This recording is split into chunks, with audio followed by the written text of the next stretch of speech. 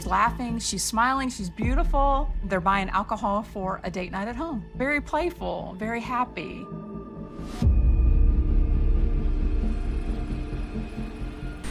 They notice a half-naked body lying in the road. There was a laceration to the head, and there was a significant pool of blood. And there was a bottle of alcohol on scene. I saw that it was uncorked. It was next to her. Was this murder, or was this an accident?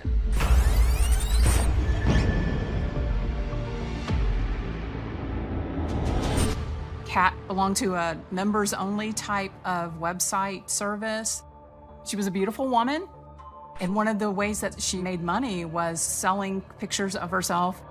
It's one of the dangers of having a following on the internet. There are bad followers out there. She was a great mother.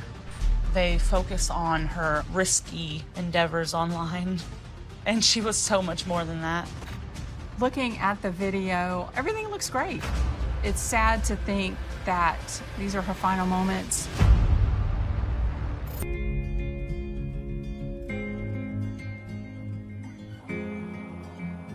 January 2018. For Kat and Jeff West, the quiet Birmingham, Alabama suburb of Calera is the perfect place to raise a family. Kat was a very special person, and her energy was magnetic. Everybody was drawn to her. Jeff was a very nice guy. He was very approachable and super sweet. It seemed like a match made in heaven.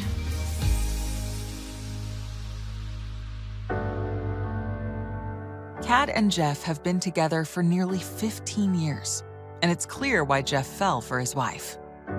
Kat was beautiful inside and out. She captivated the audience the minute she walked in the door. She had a banging body, her makeup done all the time. Kat was hot. Kat and I met as teenagers. She had this little Pontiac Fiero that I thought was really cool. She would pick me up and we would spend time with friends and go to the beach. We just did what most suburban kids do. After high school, Kat surprises her friends when she takes a job in a club working as an exotic dancer. She bought a condo in Tampa when she was 21 and began a relationship that she told me took her down a dark road, and she developed some bad habits, and it was not a healthy relationship the way she described it. With Jeff in her life, Kat stops dancing, and after 4 months of dating, the couple marries. A year later, in 2005, the couple welcomes a baby girl, Logan, into the family. Kat was a great mom. Yeah, she adored her daughter. She would always rant about how Jeff was a great dad. They were very family-oriented, and you could see it. In 2014, Kat and Jeff settle down in the small town of Calera, Alabama. They moved to Alabama because both of their families lived there, and they wanted to be close to the grandparents. They bought a big house. Jeff retired out of the military, and they had a great family life. Jeff finds work as a campus police officer at a local college, while Kat is a stay-at-home mom. But the fun-loving couple still finds time to let loose. She was the life of the party. That was her role. She loved it. Friends love to follow Kat's life through her fun posts on social media. It seemed like she was in a really good spot. She was very happy in the place that she always wanted to be.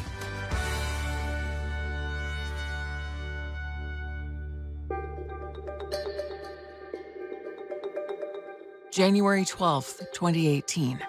Kat and Jeff are heading out for a date night. They dropped their daughter off at her grandparents' house, and they were going to have a good night. Kat's parents and her daughter have no idea that this is the last time they will see her.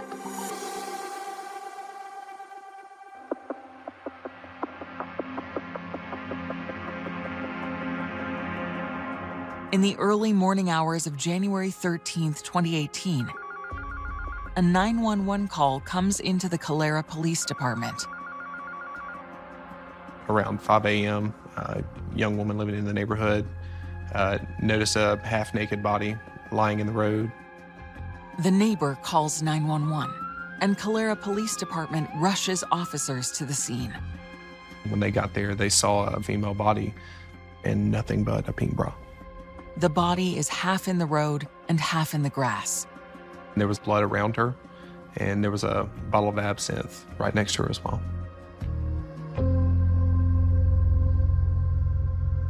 Here in Alabama, the coroner's job is to go out on the scene, determine what the cause and manner of death is. She was a blonde female, very petite, maybe 30s, 40s. There was a laceration to the head, and there was a significant pool of blood. Also, looking around scene, we noticed that there was a cell phone on scene, there was a bottle of alcohol on scene. We saw that it was uncorked, it was next to her, but the bottle was kind of leaning up against the phone at an odd angle, so that was odd to all of us. The bottle and cell phone are collected for testing as investigators look for evidence to help identify the victim and explain what happened to her. There's a myriad of scenarios that are playing through your head. At face value, this looks like it was just an accident. Maybe they had walked down the street and they were hit by a car or hit their head. Was she pushed down? Was this done by somebody?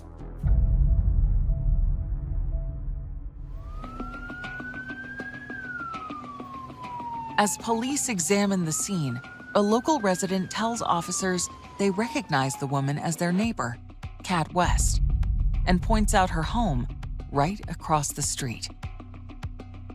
As detectives approach the home, they see that the door is open. Jeff West appears in the doorway. The detective could tell that he was visibly shaken. The investigators gently begin to interview the distraught man. He had started to kind of detail their previous date night. They go to dinner, and after, they didn't want the night to end, so they stopped at the liquor store, bought a bottle of absinthe, and went home and continued the night.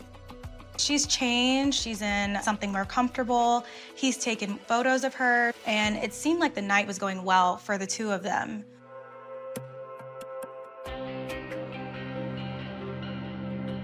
Jeff tells the investigators that he and Kat returned home around 9 p.m., and he had shared some photos from their fun night together on social media, including one of the bottle of absinthe they were drinking. He told police officers that he was tired, his leg was hurting, he went to bed in the downstairs bedroom around 10:30 p.m., and he also told them that his wife wasn't ready to put an end to the night at that time. Jeff tells the detectives much of the night is muddled in his memory, but it was the sound of the police sirens that woke him up, right before they came up to his door. After a couple of drinks, sometimes you don't remember, or if you do remember, everything isn't so clear. At this point, you really have no leads as to really what happened, who did it, and where to even start. The question then has to be asked, was this murder or was this an accident? Jeff was the last person with her, so I mean, at that point, it makes him the first suspect.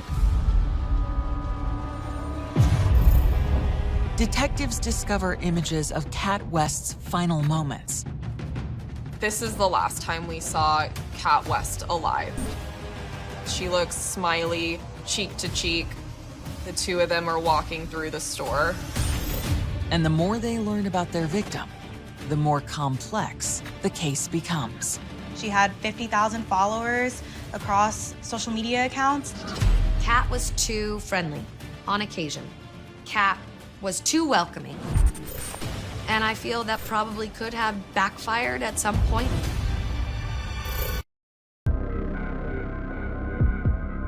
Detectives trying to unravel how Kat West died are interviewing her husband, Jeff, who tells them his memories of the previous night are hazy.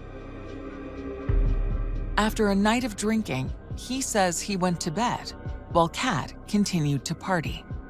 This couple went to have dinner and drinks. They went to a liquor store. They went home to drink more. So I think it's more than fair to say alcohol had an influence in what recounting these events looked like. But as the interview goes on, Jeff does admit he remembers one other thing about the night. Jeff told officers that he was a little aggravated that she was looking at her phone too much. He told police officers that he felt like she was not paying attention to him. He threw her phone outside, and he went to bed. He was off. Jeff told officers she could have went outside, fell as she was trying to get her phone, or it wasn't unlike her to go outside in the middle of the night after drinking and jump on the trampoline. If she was jumping on the trampoline, which was in their yard, we would have seen a trail of blood. The police department had to rule that out. Maybe she got too intoxicated and walked outside, tripped and fell and hit her head, and nobody knew about it. They were both intoxicated. Maybe he had passed out before she had come back. He didn't remember what had happened. He woke up with the dogs barking and his door open. The cops were at his door. I was shocked. He was worried about his daughter and getting life moving forward without his wife, her mom, Kat being in the picture. The coroner's report comes in the next day, January 14th. It doesn't give the detectives the clarity they are hoping for. Forensics came back with the autopsy report, and it was determined that she died from blunt force trauma to the head. So the skull was cracked. Someone struck her in the head, and she ultimately died from brain swelling.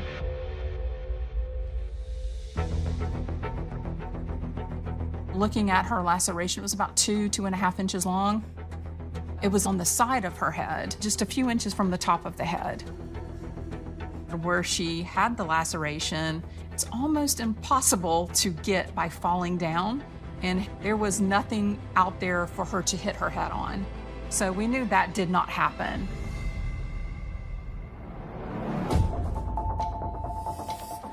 We know some kind of tool was used that was blunt, did not have a sharp edge on it. And the main thing that was in the vicinity that could have caused that was the bottle of alcohol.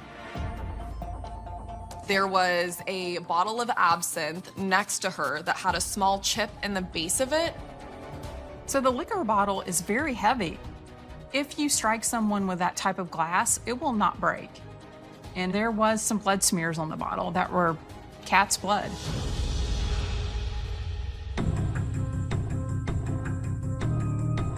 I think someone struck her with the bottle. So you think, what happened? Did somebody come in? Was this just a stranger in the night, or she, by happenstance, end up with somebody on the street? The only fingerprints analysts find on the liquor bottle are either Kat's or Jeff's. But detectives know that doesn't prove anything, because the couple shared the bottle earlier in the evening. Although the coroner's report doesn't point to Jeff West as a suspect, the detectives feel it doesn't rule him out either. The last person she was seen with was her husband, so you start to think, well, is there something that we missed? Is there something that we could press further on with him? So the investigators start digging deeper into Jeff's story about the night his wife died. They visit the liquor store where the couple stopped before returning home. You go to the liquor store, ask the employee that was on shift that night if they had seen them in there, pull security footage to verify. But when investigators view the footage, what they find is the opposite of a couple on the verge of a violent conflict. You can see Kat West. This is the last time we saw Kat West alive. The two of them are walking through the store. She looks smiley, cheek to cheek. Jeff West slaps her butt. It honestly leaves you with more questions than it does answer any of what might have happened.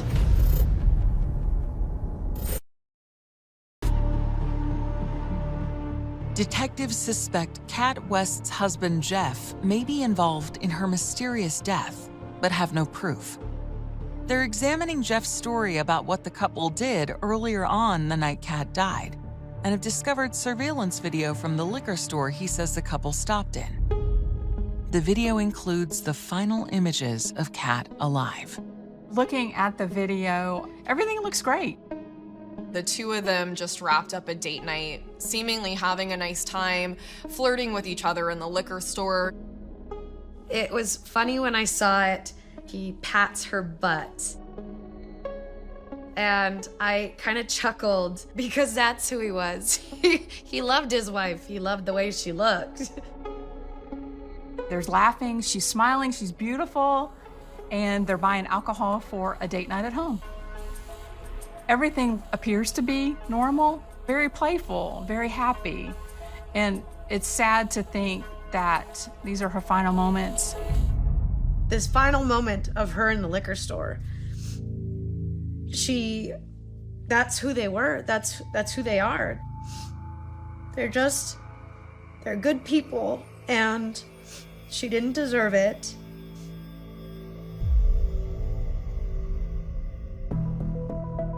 The footage seems to corroborate Jeff's story that he and Kat are simply enjoying a fun night out. Detectives don't believe the images show him acting like a husband who will kill his wife in a few hours. It looks like his entire story checked out and that they did indeed have a fun night together, and that was it. There's no reason we should list him as a suspect.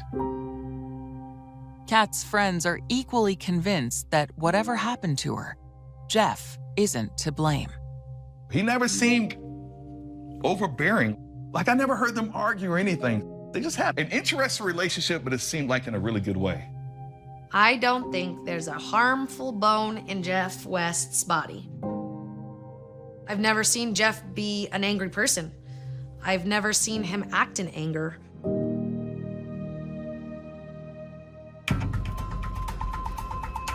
Although the coroner could not determine the exact cause and manner of Kat's death, investigators suspect foul play.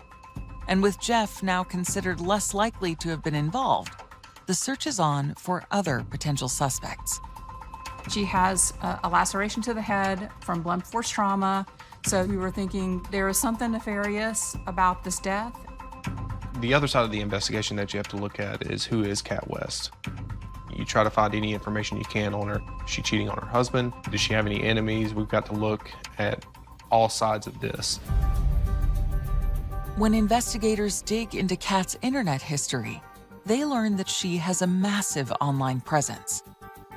Kat had a lot of friends online. You know, I keep my friends on Facebook, just my friends that I know. Kat had thousands of friends on Facebook because anybody that would add her, she would add. And I think that's what kept Kat on her phone all the time, was that she was always talking to people online. When Kat got hundreds of likes for a photo, that's a dopamine boost. But the investigation also leads to a concerning discovery about Kat's online life.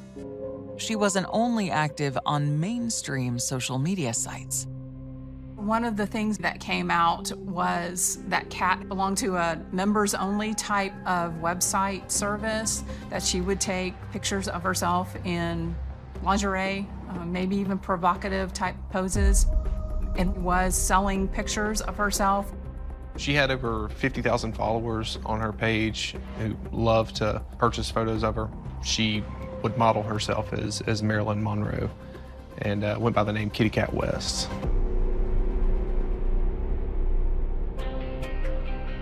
She had told me that she sold her photos online, and she showed me a couple of them. I was shocked to see what I saw. They were revealing in nature. They showed her butt, her boobs, cute poses, lingerie, and people would ask for more, and they would have to pay some more money to get more. She was open about it, and Jeff knew it. The adult stuff that she was doing online, it surprised me at first, but I think it probably filled a void for her, or it gave her some validation that she might have been craving. Detectives realized that any one of Kat's 50,000 plus followers could have taken an online fantasy about Kat too far. As a woman, when you are beautiful and you are showcasing yourself to these people, having a lot of followers like that, some of them may think they know you. Some of them might try to find where you live or where you frequent. There are bad followers out there. It's one of the dangers of having a following on the internet. Kat was too friendly on occasion. Kat was too welcoming. I think Kat could have gotten herself into some sticky situations, and I feel that probably could have backfired at some point. There were questionable comments that raised an eyebrow for investigators. Did one of these followers go rogue and stalk her, come and find her? You have to take that into account.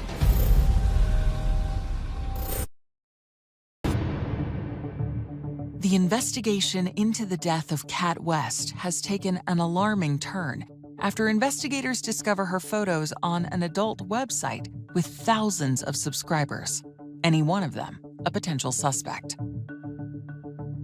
You see this blonde bombshell. She is in her 40s. She is a hot mom, and she had 50,000 followers across social media accounts. News of Kat's online activities clouds the investigation in another way, as it quickly grabs headlines in her suburban Alabama home. It took off so quickly. Before we could even fathom it. You know, it's on all these news outlets. I was a digital content producer at a news station in Birmingham at the time. In Alabama, it's conservative, it's the Bible Belt. A woman like Kat West, being a cam girl or an online selling nude photos, that is not your typical mother in this town.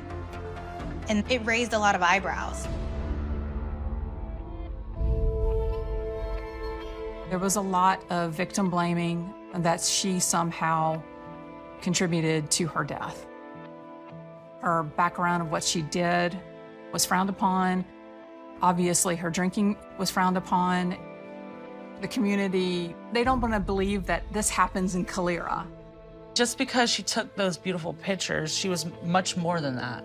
They don't talk about how she was a great mother. They focus on her online stuff, her risky endeavors online. And she was so much more than that.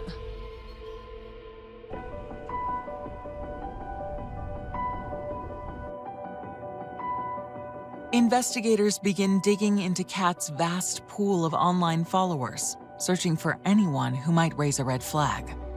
I've seen some of the comments online. They're not necessarily the nicest sounding people. I can't imagine what was in her inbox. Like, I'm sure it was pretty graphic. Calera Police Department did a fantastic job and took their time to go back to her website to find out who was subscribing and literally check out every one of her subscribers. You've got 50,000 followers to sift through and try to see if there's any case to be made on that. But after 2 weeks of digging, investigators cannot find anyone among her online subscribers who might have been in the area the night Kat died. Those people were ultimately ruled out and not considered suspects in this case.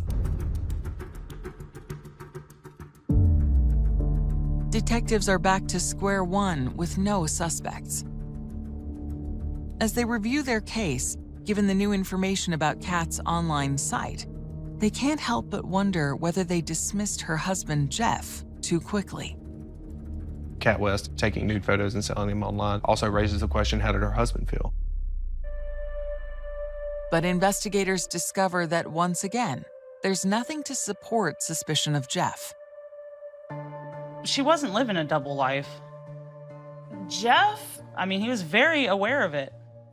Even her parents knew about it. His parents knew about it. So it wasn't a secret.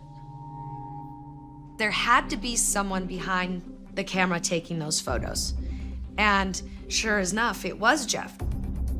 He's in adoration of Kat and posting how hot she is, and so at that point you're really not considering him as a suspect as much as you were before. He didn't seem to mind at all. In fact, at one point Jeff told me, that's how she makes her money and makes herself feel good. That's fine.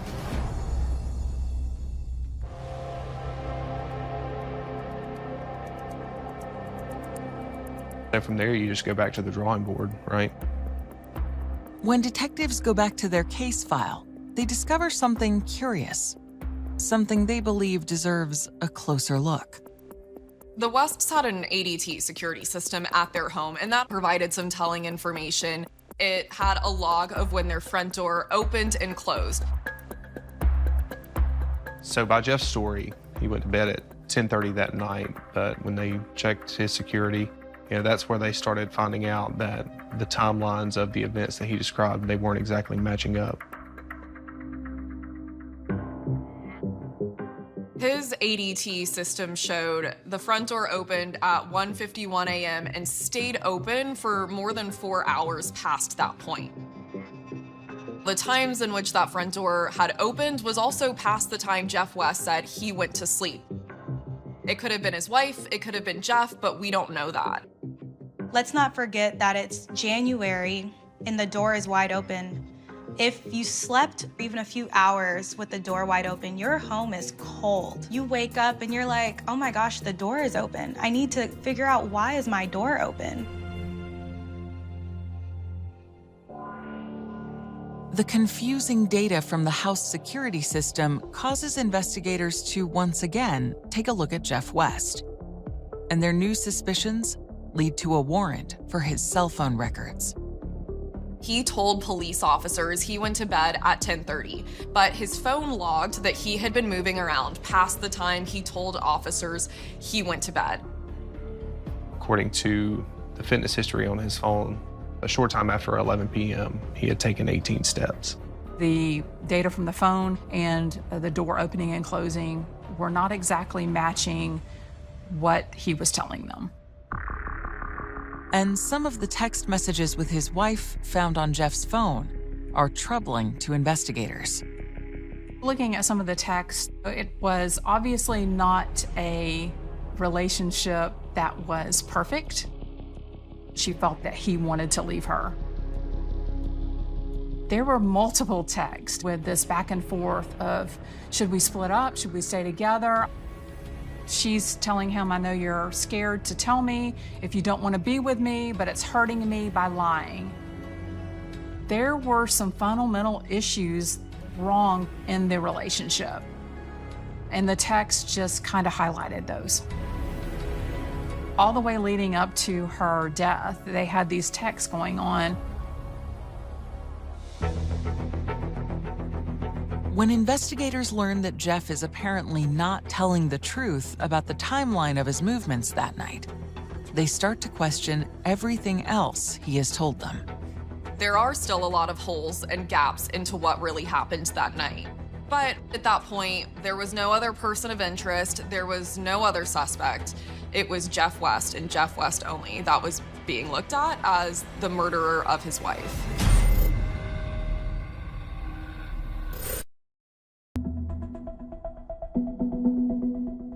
Investigators in Calera, Alabama have found evidence that contradicts Jeff West's story about his actions on the night his wife, Kat, died. After ruling him out earlier, the detectives are now again looking at him as a potential suspect. Jeff had said that they had gone out on date night. They had come back home. They had taken pictures for her social media. They were in an argument about the phone because she was on her phone quite a bit. And he had gone to sleep and didn't know where she was. He said his leg was hurting from a former injury he sustained in the Army, and so he went to bed, and Kat stayed up from there.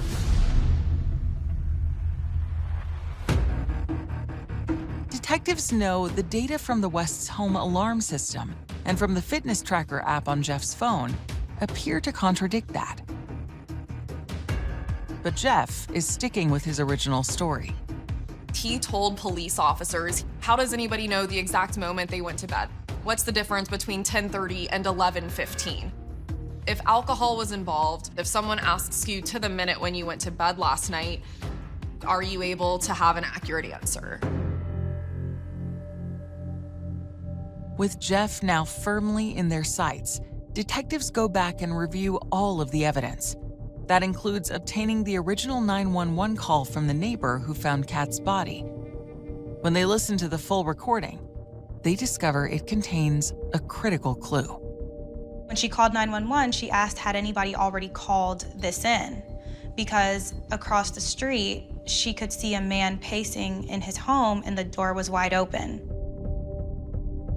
This statement contradicts what Jeff West told police officers, and that was that he was awoken to the sound of sirens, which were not there yet.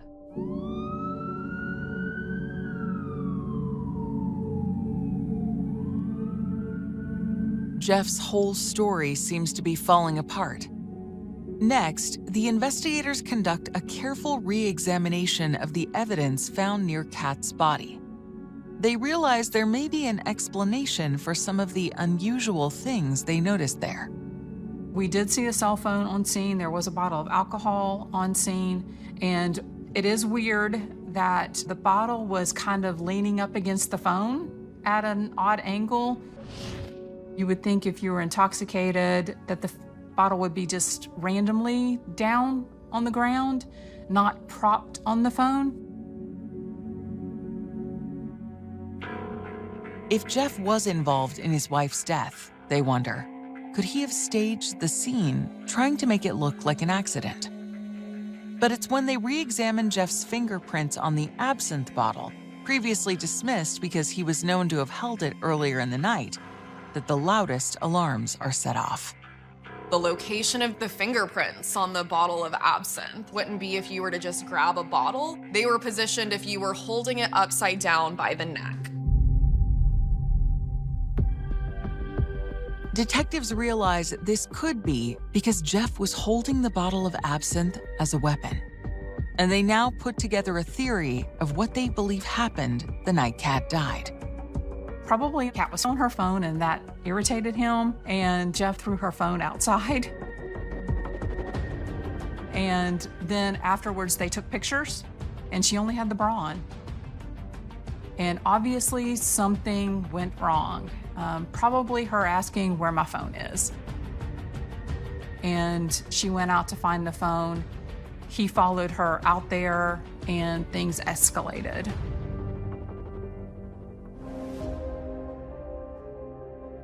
I think he initially struck her with the bottle. She fell and probably lost consciousness at the time. And he walked back to the house. And as she regained some type of consciousness, she moved around in the grass and kind of pulled herself to the curb. She was in a fetal position, but probably because she was cold. She was just clothed in a pink bra, no other clothes.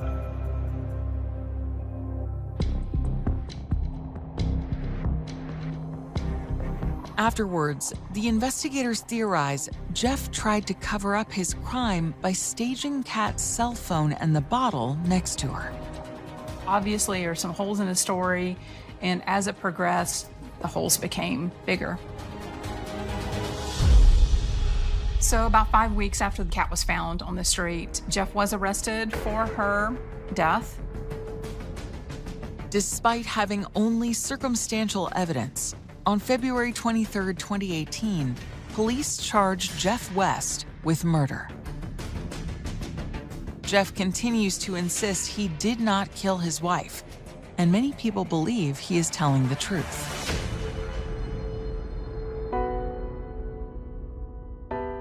Kat West's family, her parents, her friends, all sided with Jeff West. They immediately said that he didn't do it. They loved each other and they had this marriage that was so beautiful.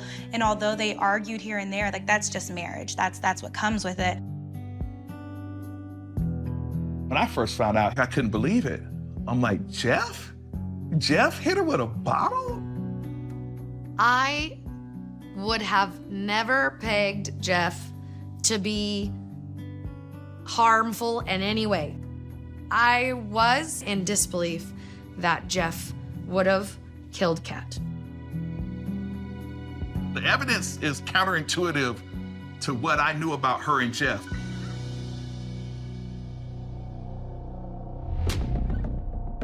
Hoping to avoid a lengthy trial with an outcome they can't be certain of, prosecutors make Jeff an offer. He was offered a plea deal from the prosecution for time served plus 2 years probation. He turned that down. So you're turning down that for possibly spending years in prison. It made you wonder, is he really innocent? Maybe he didn't do it.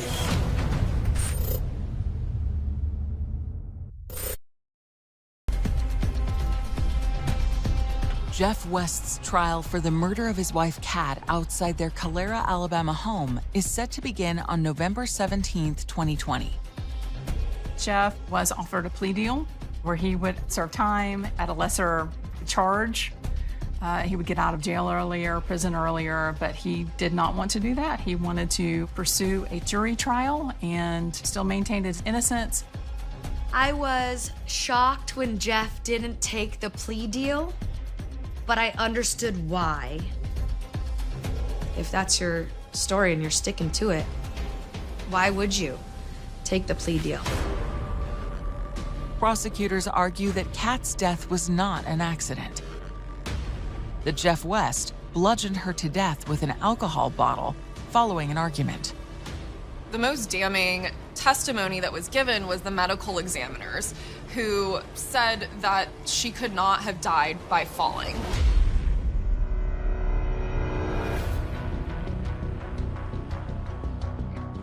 Prosecutors present jurors with the home alarm data and information from Jeff's fitness tracker suggesting he lied about his actions on the night of Kat's death.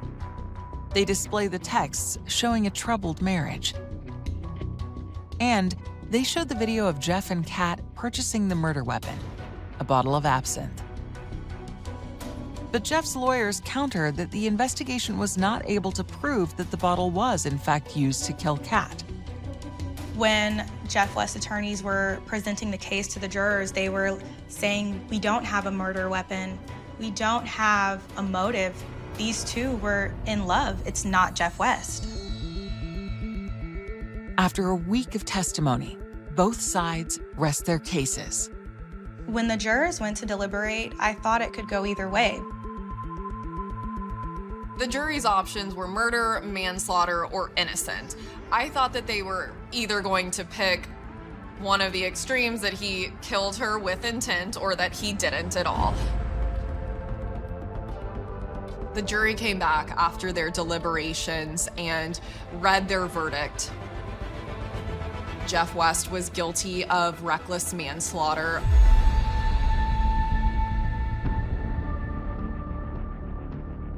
Jeff wasn't necessarily planning for this to happen. They had gone out, they had gotten drunk, they had gotten disgruntled about something and maybe gotten into an argument. It wasn't premeditated murder, it was more of a reckless killing. To see them fall in that middle ground, that he was responsible for killing her but did not intend to, was interesting because that wasn't a story told by the prosecution or the defense. The defense is over here saying he didn't do it at all. The prosecution is saying he did and he meant to. The jury decided neither of those narratives held true. Jeff West was sentenced to 16 years.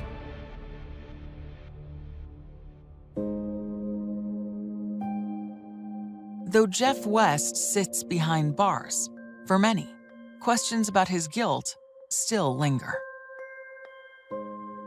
I think Calera PD saw online double life, jealous husband, crazy guy, and he killed her. But there are lots of other avenues that could have happened that night that I don't feel were investigated well enough.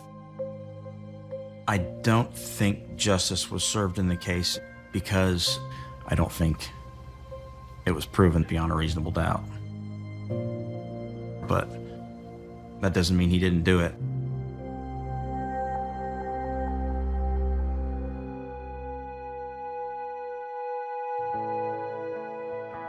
thing I miss most about Kat is her glowing attitude. She was always there as a friend. She could cheer you up any time of day, just a sweet person. She's gone way too soon, just way too soon. She had just a glow about her. She had a spark, you know? She's just one of them people that you never forget. I got to say goodbye to Kat and Jeff when they were leaving to Alabama. And I remember giving her a huge hug, and she was happy to be going home. And the light in her eyes was telling. She was thrilled to be moving on and going and living her dream. She was probably the best person I've ever met. Seriously. That's how good her heart was. The world is missing her beautiful soul. I miss her love and her light and her energy.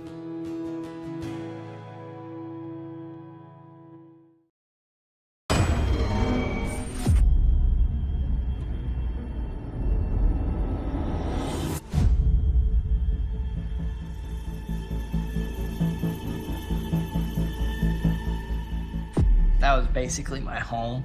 My parents had all the knickknacks from like games to movies. It was basically a playground. I absolutely loved it. I hear 4 loud shots. Someone is a robber or a pumpkin? Does he have a gun? Yes, he's got my pen.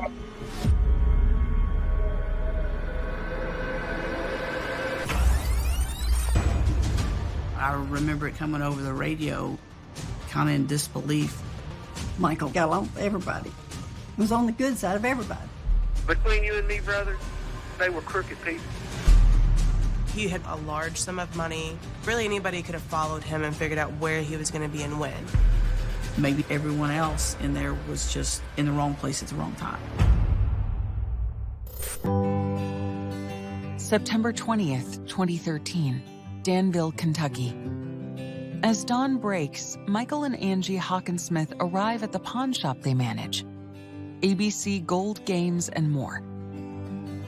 Their baby daughter Naomi and 9-year-old son Andrew in tow. The pawn shop, that was basically my home.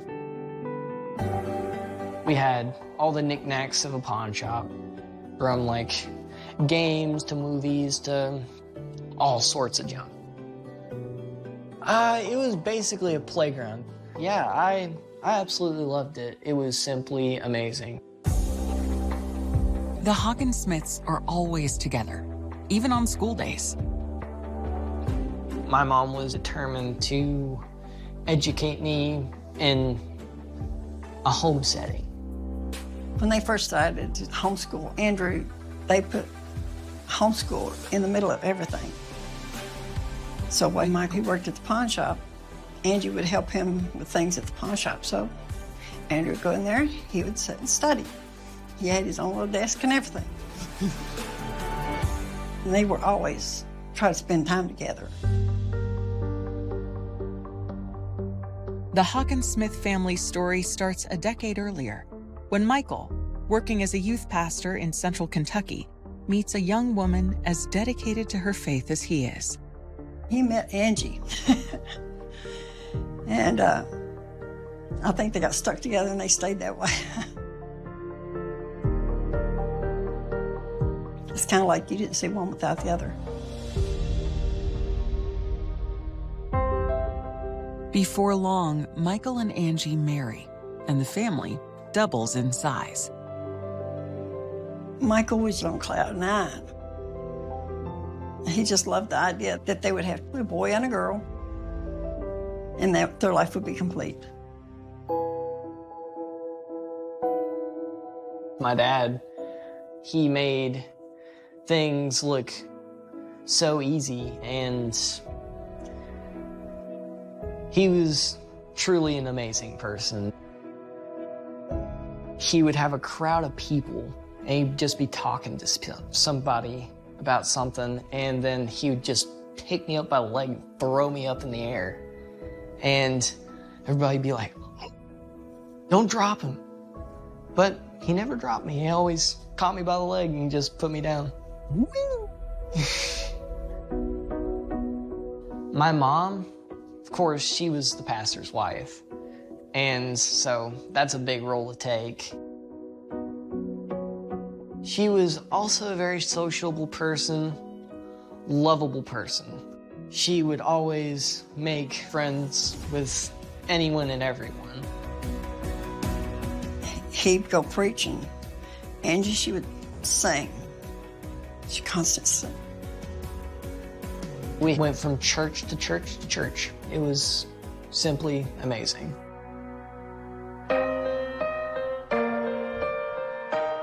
The family's journey eventually leads them to Danville, Kentucky in 2013.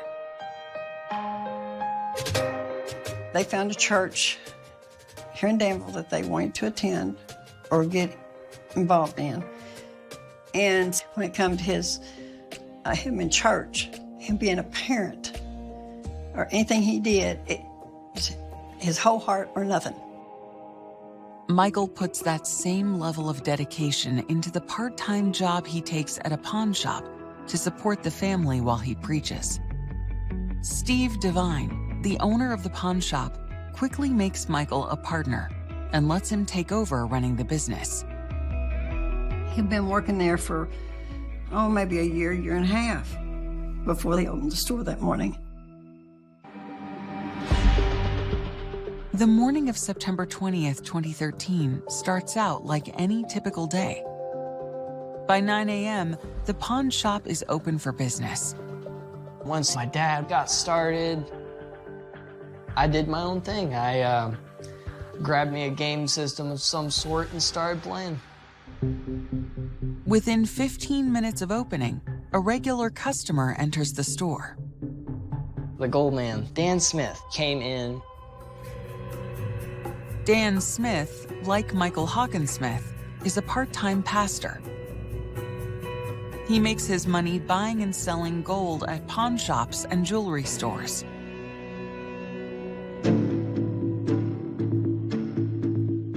They was both at the desk conversating, dealing with money and whatnot. Michael and Dan are haggling. Angie is rocking baby Naomi near the register. Andrew is testing out a video game. It's a routine morning. None of them are aware that these will be their final moments together.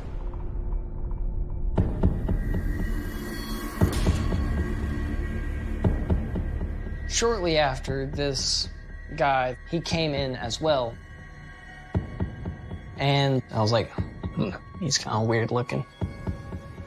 He starts to pull out a gun and kind of raises his voice a little bit and says, "Get on the ground."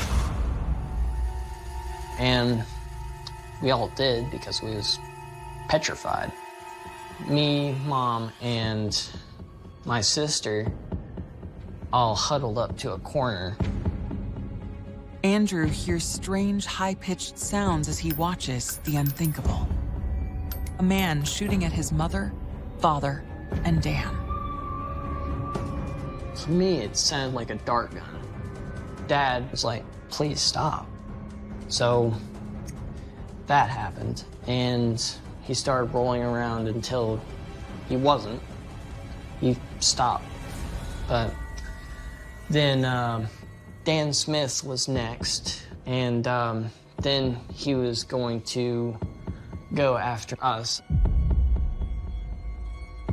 And my mom, she told me, like, to go in the back with my sister. So I do. I crawl all the way back to the office, and I sit my sister on the couch. I'm sitting right beside her.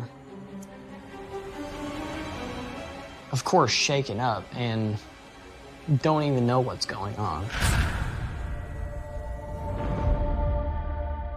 I hear 4 loud shots.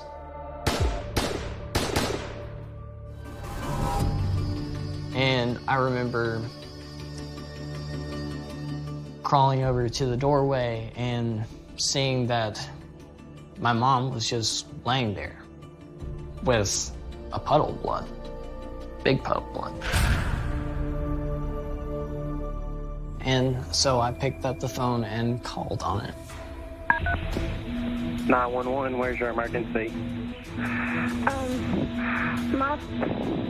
Someone is a robber at a pawn shop. Someone's robbing the pawn shop? And my parents got shot. Where is the robber? He's right here right now. Investigators catch haunting glimpses of a calculating killer. We were starting to get these little clips of the silver minivan circling the area. You can tell the van is kind of waiting. The way the whole crime played out, I think that it could be something professional. And hear the voice of the man who may be responsible for a triple murder. Oh, nobody, none of this, because what does it make me look like? It makes me look like the perpetrator, see?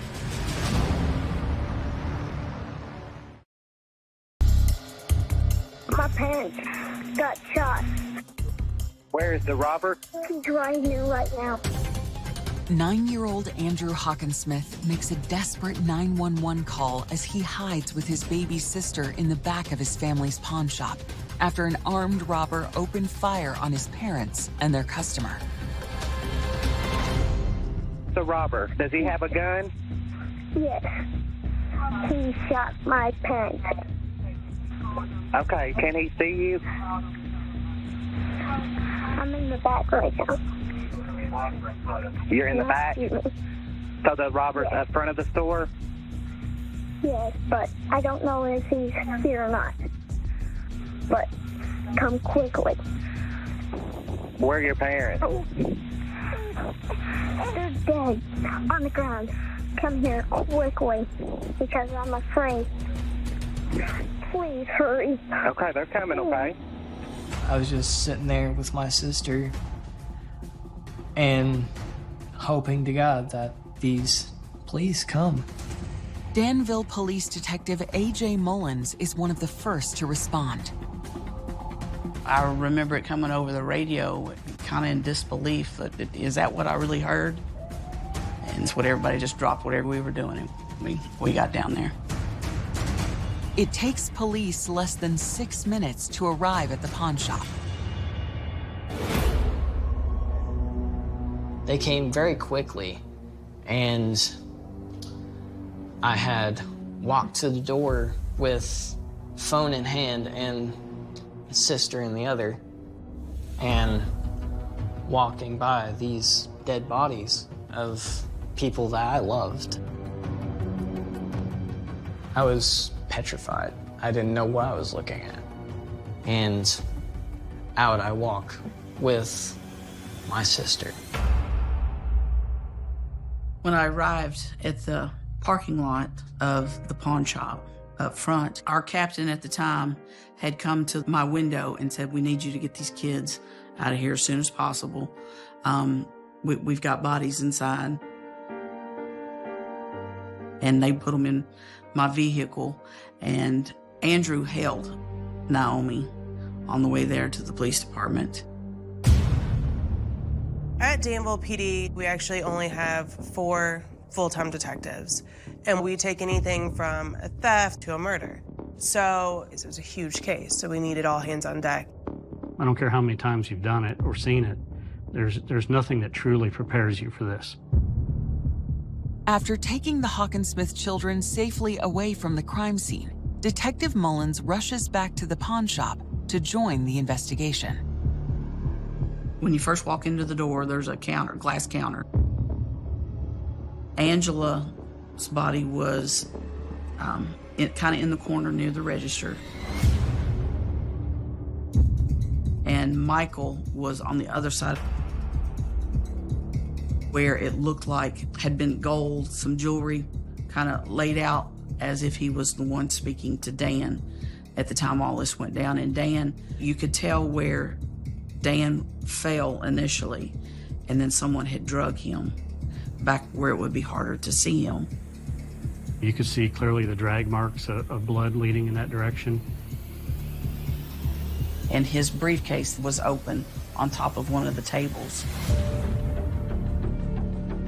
Of course, we see tons of shell casings, but they, of course, also have a lot of guns that they're trying to sell that are within the pawn shop, ammunition that they're selling. So it really adds to the whole chaos of everything and not knowing at that point when you initially walk in what's going to be evidence. When we go through the store, we're having to step around the blood, the shell casings, because we didn't want to step on anything like that. We had never seen anything like this.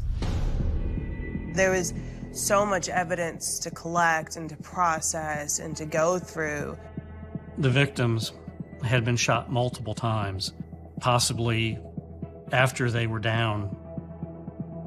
The only thing at that time that we could determine was that the spent casings appeared to be from a .22 caliber weapon. An autopsy will later determine that Michael was shot 8 times in the legs, chest, and head. Angie was shot 3 times in the head. Dan was shot 5 times in the head. Initially, you're thinking, okay, it's some kind of a robbery. We look at the register. There was still cash in the register. One would speculate that the register would have been gone through for whatever money it had. So it did not appear that the motive was to rob the actual pawn shop. So that was definitely a red flag. Obviously, as a police officer, we tried to do the best we could to get it solved as quickly as we could. We're like, okay, what's going on? Is this more of a personal type issue going on? We're like, what do we have here? Is this something that it was a hit?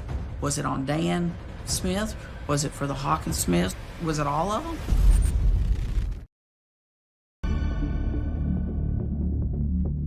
Police in Danville, Kentucky, investigating a triple murder, need to talk to their only eyewitness, 9-year-old Andrew Hawkinsmith.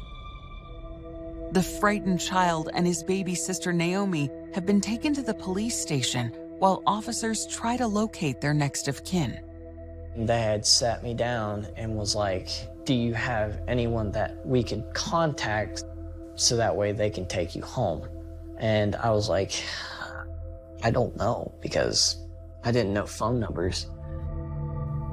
I remember being very shooken up because I was like, where am I gonna go?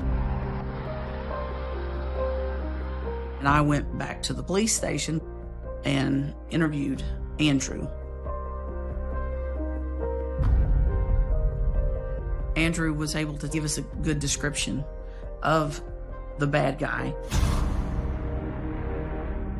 He looked like a heavy-set dude and like a beard that didn't really look like an authentic beard.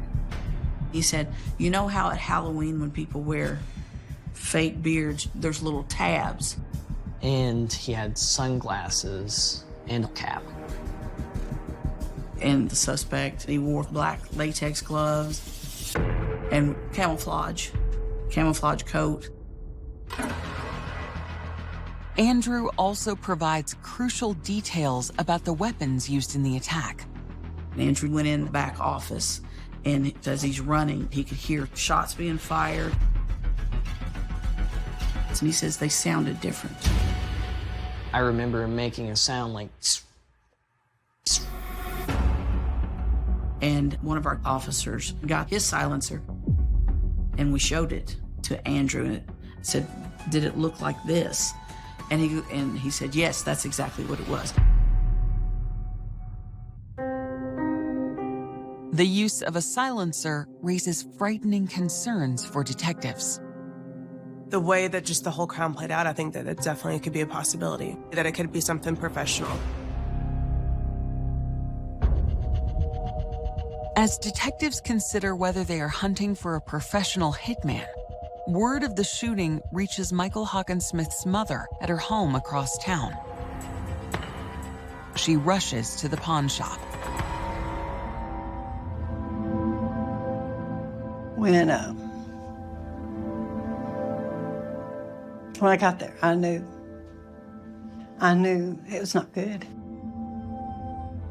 I got out of the car and some of the officers met me halfway up the alley. And I said, I want to see my son. You need to go to the police station and see your grandbabies. There's nothing no worse in this world than to lose a child. But if it hadn't been for Andrew and Naomi, I don't think I would have survived it.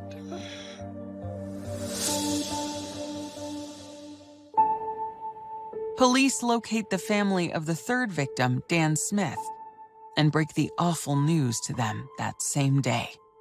I was in college, and I get this call from my stepmom, and I could tell from her voice that something was going on. And I couldn't believe what she was saying and said, "What? Like, what?" And I just froze.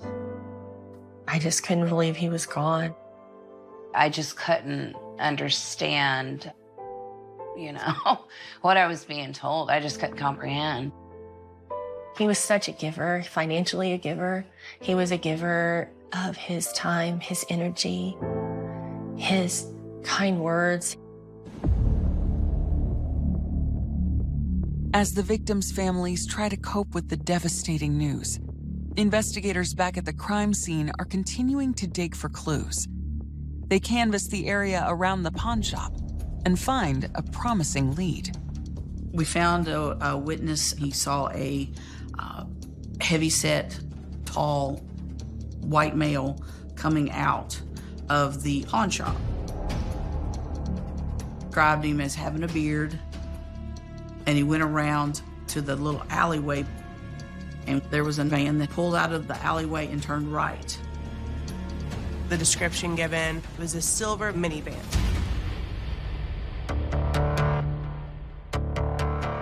The pawn shop doesn't have a security camera, but many other businesses in the area do. So we reviewed camera footage in the area, and we actually spotted a silver van matching that exact description pass by where the pawn shop's located. We are able to track the silver van basically through town with that video. You can just catch it, drive right by it, it matches the description perfect, right? And then right after that, we see the sliver of it pass there. So you can tell the van is circling this area and kind of waiting. The detectives cannot make out the van's license plates, but the footage convinces them that the unidentified driver was staking out the pawn shop, or someone inside. Investigators focus on who might have been the target and why. Well, we started looking at the Hawkinsmiths, who they might have had dealings with. Of course, you find that they're just a loving, good family. No criminal history and no reason for anybody to want to harm the Hawkinsmiths. Detectives also take a closer look at the Hawkinsmiths' business. Steve Devine was a co-owner of the actual pawn shop in partnership with the Hawkinsmiths. So we go and talk to him, and turns out he was actually supposed to be there that day. The detectives learn that Steve Devine knew the Hawkinsmiths were scheduled to do a gold deal with Dan Smith that morning. He said that he woke up because of something with his allergies, and he called him and he told him that he wasn't going to make the meeting. So we're like, well, that's what we call a flag. The detectives must now consider whether Steve Devine purposely avoided the pawn shop that morning because he knew what was going to happen.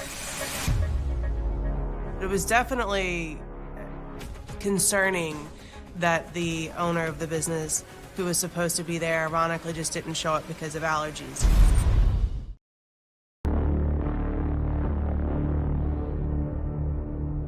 Detectives investigating a triple murder in Danville, Kentucky are looking into Steve Devine, the business partner of victim Michael Hawkinsmith. He was supposed to be there and wasn't. And so we're like, you know, what's going on here? Steve tells police he was sick and with his wife all morning. We were checking him out and confirm that he's telling us the truth. His alibi clears him, but their interview with Steve provides detectives with a new direction for the investigation. He was able to fill the little holes as to what was going on in the pawn shop. Dan Smith was a gold buyer. So he carries a briefcase with him with a large amount of cash. Dan Smith's wife was able to tell us that he would do a certain route on certain days of the week. So he goes to his bank, he gets the money, and then he had a lot of pawn shops that he went to. He'd have anywhere from $30,000 to $100,000, and he went to known businesses on known days. So really anybody could have followed him and figured out where he was going to be and when. We're thinking maybe he was the actual target, and everyone else in there was just in the wrong place at the wrong time. Investigators visit the other pawn shops where Dan did business and ask to see footage from their security cameras. And then once we started following Dan Smith, we were able to say, you know, boom, he was here at this time on this date, like clockwork. So this is Dan Smith. This is a pawn shop in Lexington he goes to. You're trying to look for anything, any odd vehicles that may be following, anyone within the store that may be paying him any particular attention, anything like that. As they review the tapes, detectives find video from the last pawn shop Dan Smith visited before heading to the Hawkinsmiths.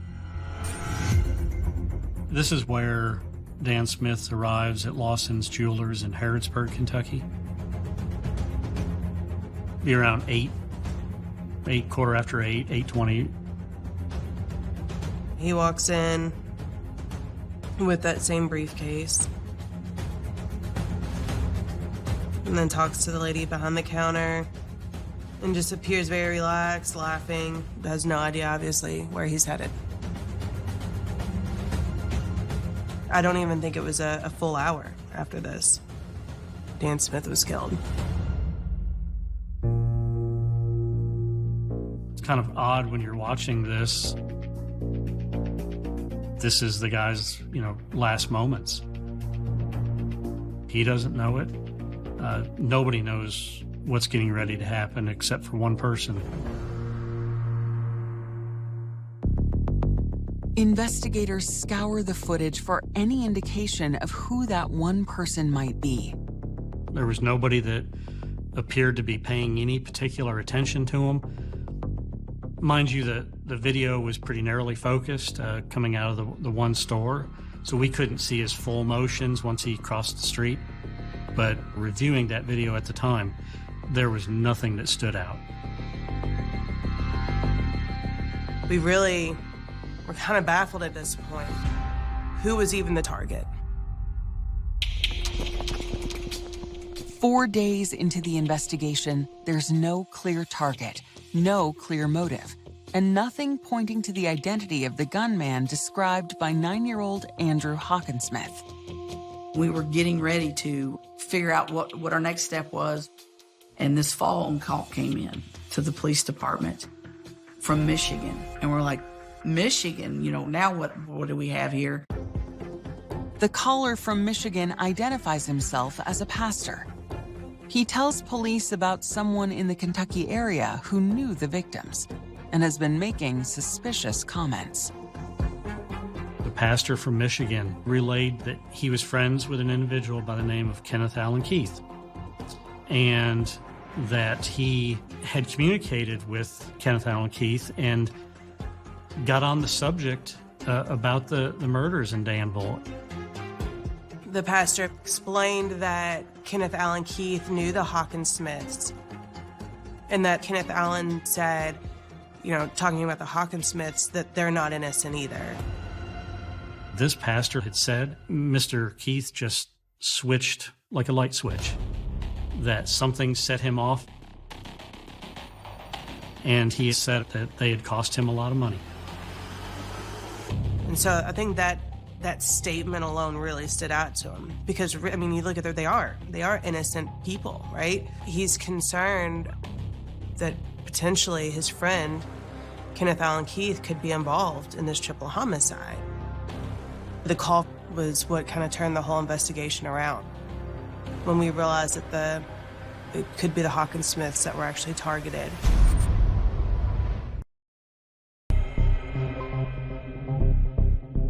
Four days after the murders of Michael and Angie Hawkins-Smith and Dan Smith, police learned that a man named Kenneth Allen Keith has been making suspicious comments about the Hawkins-Smiths. Once Kenneth Allen's name was mentioned, we started looking, okay, who is this guy?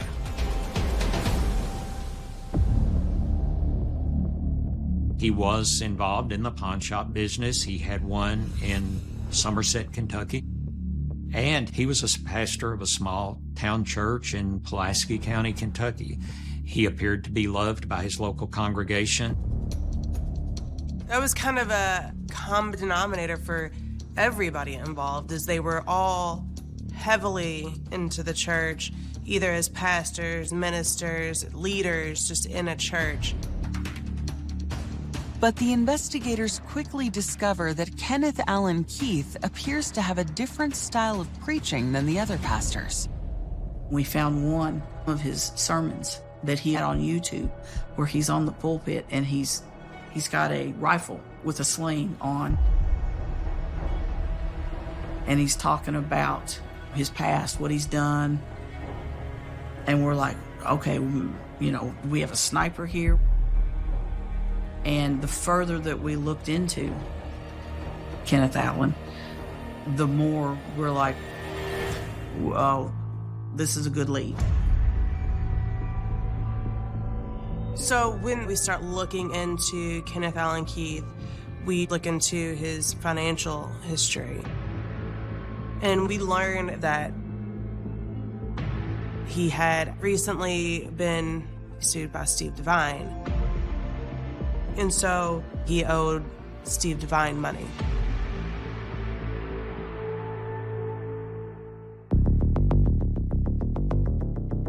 Police learned that Steve Devine, the co-owner of the pawn shop with Michael and Angie, had been in business with Kenneth Allen Keith before putting the Hawkins-Smiths in charge 4 months earlier. Prior to that, the Hawkins-Smiths had actually been Kenneth Allen Keith's employees. Kenneth felt cheated. He felt that that pawn shop should have been his. And that Steve Devine and the Hawkins-Smiths basically stole it right out underneath his feet. So we felt that would be a good motive. That would make someone upset. Upset enough to kill someone? We didn't really know the personality or what was really within Kenneth Allen Keith at that time. But as they dig deeper into Kenneth Allen Keith, detectives uncover what could be another crucial link between him and the murders. It ended up that there was a silver/gray minivan that was registered and associated with him. The same kind of vehicle seen on surveillance video speeding away from the crime scene. While all of the evidence is starting to align around Kenneth Allen Keith, investigators know everything they have is only circumstantial.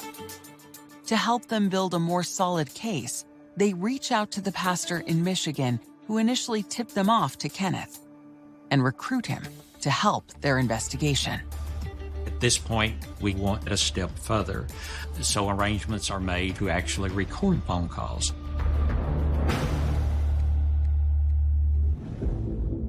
On October 9th, 2013, the Michigan pastor calls Kenneth Allen Keith while the police listen in to see if he says anything incriminating. When somebody's being murdered in such a heinous way as what this was, you want to make them, out to be saints. I understand that. Mm-hmm. But between you and me, brother, they were crooked people. Is that right? They went into it with the whole point from day one to take over that business from me. I don't mean to speak ill. No, hey, man. Facts are facts. Yeah. And here's the thing. I can't tell nobody none of this because what does it make me look like? Yeah. It makes me look like the perpetrator, see? And during that phone call, he was able to kind of go over what he was doing that day, what his location was, how he wasn't involved. I was in Danville, but I was at the pharmacy. I'm standing in the pharmacy while all this happened. We took that information and looked at the video surveillance, and we found that moments after the 911 call, Kenneth Allen Keith was entering the pharmacy in Danville. The timestamps from video gave us the indications on when it occurred, and from the pawn shop to the pharmacy, that was a doable time. He was actually here at a local pharmacy just within minutes of the time of the murder, which we thought was unusual, to travel basically an hour to pick up a prescription when you have local pharmacies in your local community. The detectives have no doubt. They are watching Kenneth Allen Keith just moments after committing a triple homicide. Watching him and knowing that he had just killed 3 people. It's hard to fathom how somebody can just, take somebody's life and then act like it was nothing. 10 days after the murders, police believe they finally have enough to arrest Kenneth Allen Keith. Now, they need to track him down. We tracked his phone and we were able to actually see that he had went to Florida. And when we knew he was on his way back, we were setting up our game plan, what we were going to do, that we were going to have a search warrant at the church, a search warrant at the home where he lived with his family, and a search warrant at the pawn shop in Somerset, Kentucky. And that's when we make our move.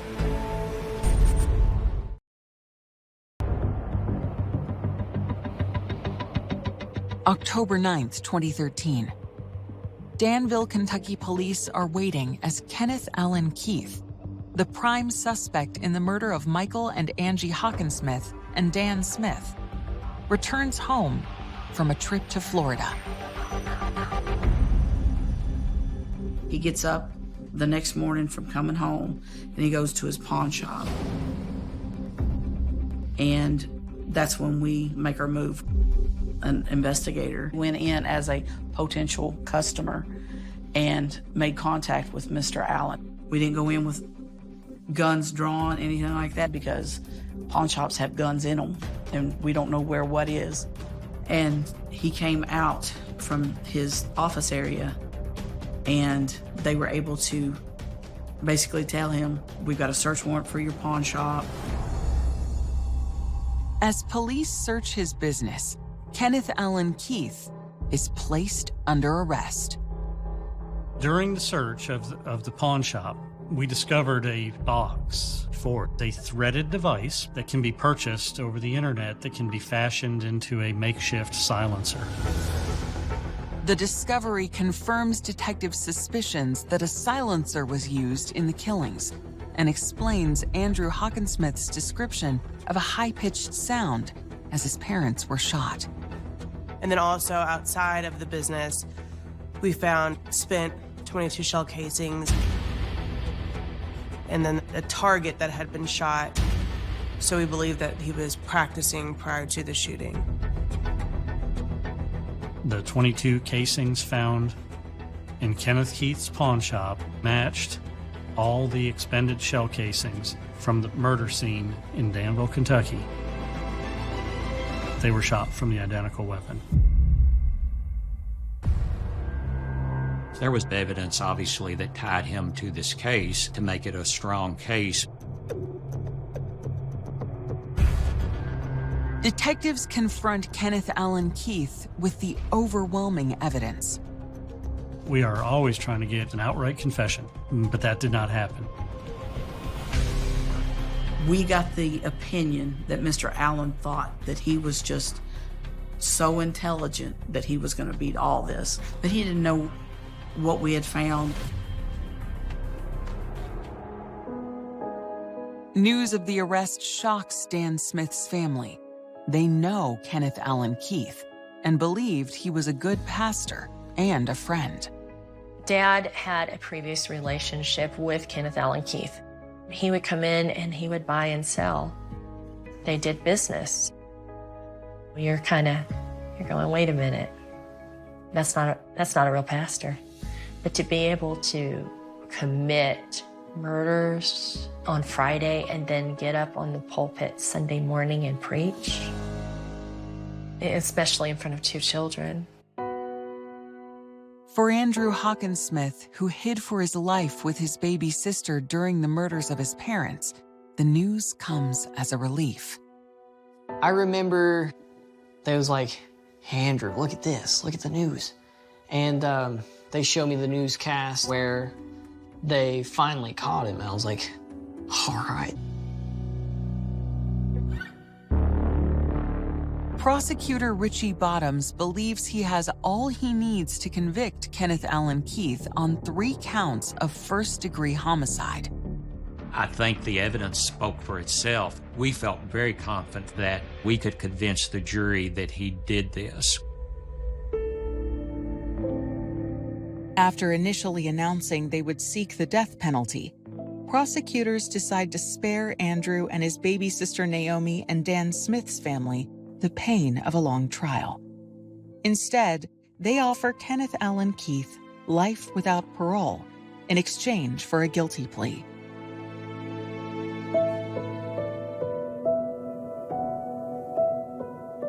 We all come out on the short end of the stick, but that's okay. I don't have to answer for what he did. The man's going to have his own demons he's going to have to live with.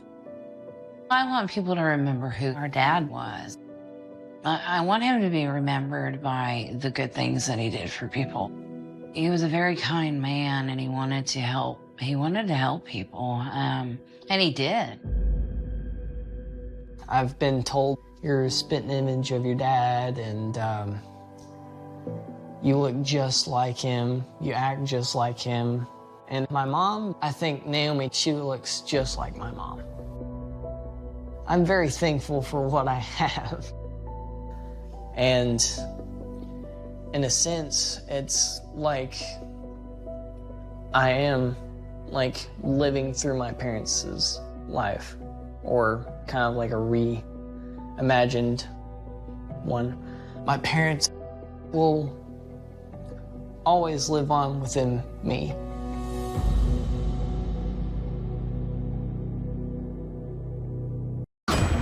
Isn't that cool? Really nice. Get some out here and eat some lunch. This is my new hood now.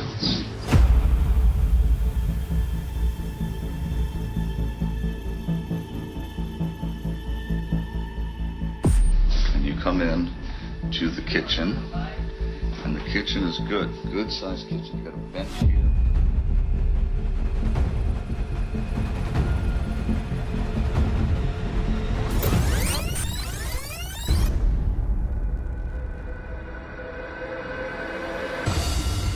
If Charles did walk out of this apartment, where did he go?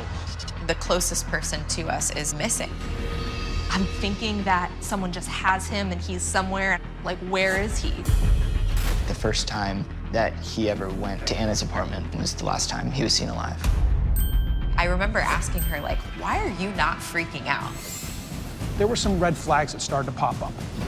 They were extremely concerned. They thought maybe something terrible happened. Charles Butler's final moments, that's not a good way to go.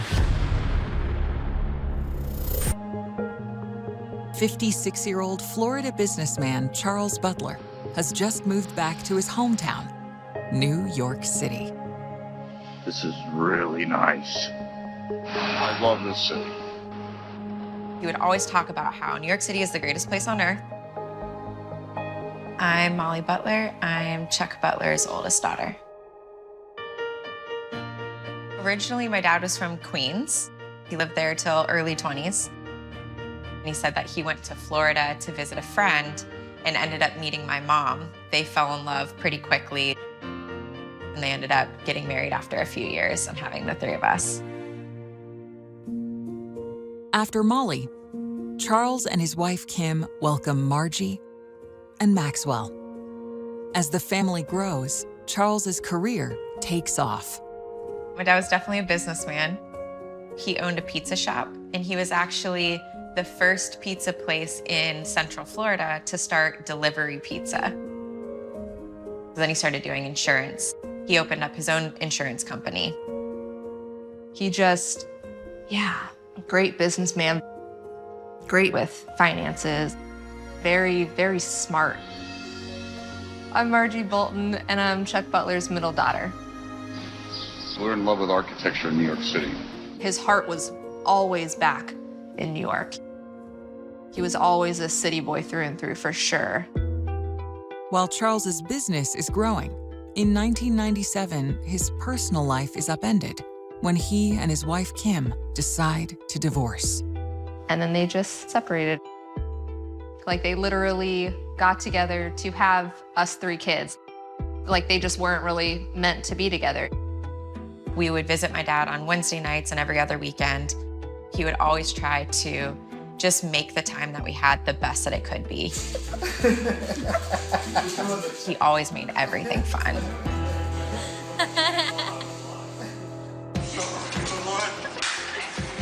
One of my favorite memories of all time was a New York vacation.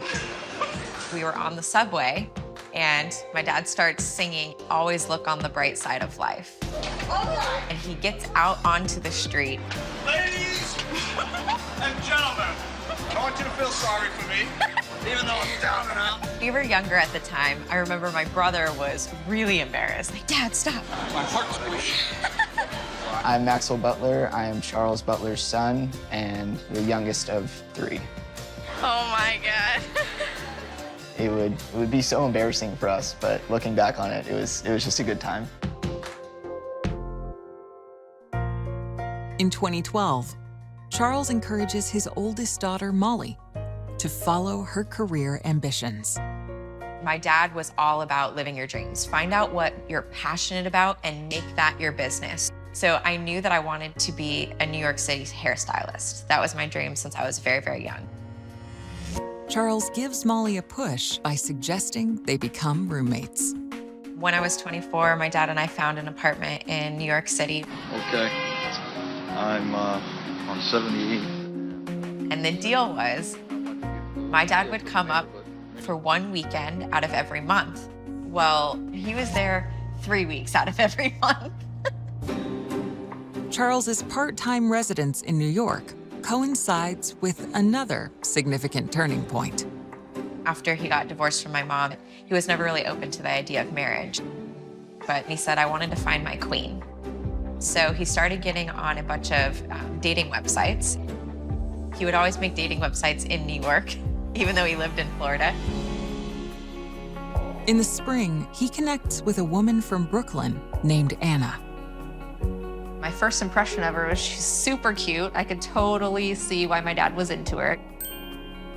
He was just smitten by her. I had never seen my dad like that before. He was in puppy love. On September 15th, Charles comes to town for one of his regular visits with his daughter and new girlfriend. On his way up, he gets into his first class seat and he's taking selfies like, I worked hard and now I'm gonna go play hard, and I happen to get the seat next to me is empty, so I get the whole row to myself. He was just so excited about it. He said, you know, this is the way the whole trip is gonna be, just blessings everywhere. Charles makes plans to spend Monday night with just Molly. We just had the best conversation about, wow, we're living in New York City and I'm a New York City hairstylist. And I was in a very, loving, healthy relationship, and he was in a loving, healthy relationship. We were just reflecting on all of it. I didn't know at the time it was going to be my last conversation with him, but looking back on it, it was literally the most perfect conversation we could have had. It was just awesome.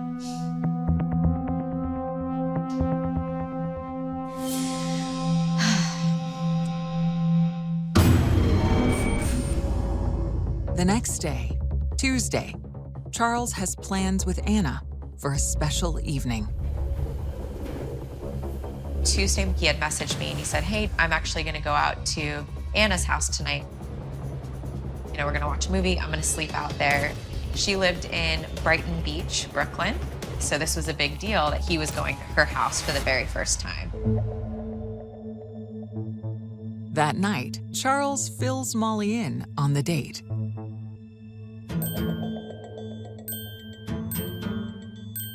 So he was messaging me, oh, it's so sweet, I got a home-cooked meal for the first time in forever.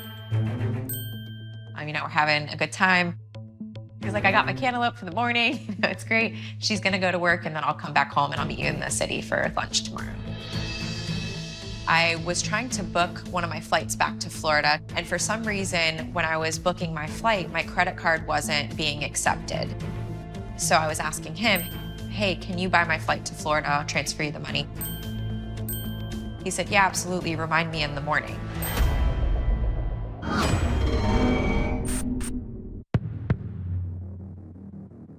The next day, when Molly doesn't hear from him, she texts her dad about the tickets.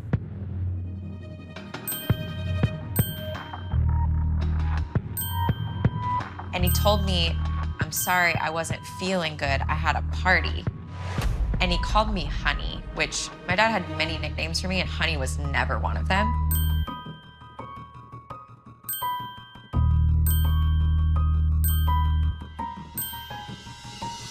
So it didn't really make sense. So I was just like, okay, please book it. When I left work that day, I went home and my dad wasn't home. And I was trying to call him over and over and over, and his phone was dead. I didn't have her number at this point. I didn't know how to get a hold of her, but I also knew that she was the last person that he was with. The next day, Molly's concern intensifies. I started getting calls from his employees at the insurance company down in Florida. And they were asking me, we haven't been able to get a hold of your dad. What's going on? By Friday night, 3 days since she's heard from her dad, Molly is desperate to make contact with Anna. I find a way to break into my dad's iPad and find Anna's email. So 7 o'clock in the morning on Saturday, I get an email back from her finally, and she said, hey Molly, he left my house on Wednesday morning and broke up with me, and I haven't heard from him since. My dad was head over heels in love with her. He had told me that he was already looking at rings. So at this point, I know something's up. I email her back and I said, my dad is officially missing. We still hadn't heard from him, and we were extremely concerned. It was just as if he just vanished. Investigators zero in on Charles's final moments. That was the last footage that we had of Charles. He just vanished the next day. And the focus falls on a seemingly friendly face. Have you had the locks changed since this? Since that, no. But we didn't know what the role was that she played. That's when I really, really got suspicious. How does a man who is completely content with his life just go missing. The only thing Charles Butler's family knows is that he went on a date with his new girlfriend, Anna, and then abruptly ended their relationship. I'm talking to her and I say, you know, like, what happened? What was going on? She says, we had dinner on Tuesday night. Everything was great. He spent the night. On Wednesday, I went to work. According to Anna, that morning, Charles stayed in bed in her apartment. She said that in the morning we were texting each other, and then by the afternoon I was getting texts from him. And then he just broke up with me for no reason. And I said, oh, can I see the text messages? And she goes, no, I deleted all of them already. And I was like, wait, what? Why did you delete the text? And she said, well, because he broke up with me and I was heartbroken and I didn't want anything to remember him by, so I deleted all the texts. I remember asking her, like, why are you not freaking out? Like, it just felt like she was so disconnected from it, and it just felt weird. I could feel something was off, and I couldn't figure out what it was. And I said, I'm gonna call the cops. You know, we need to find my dad.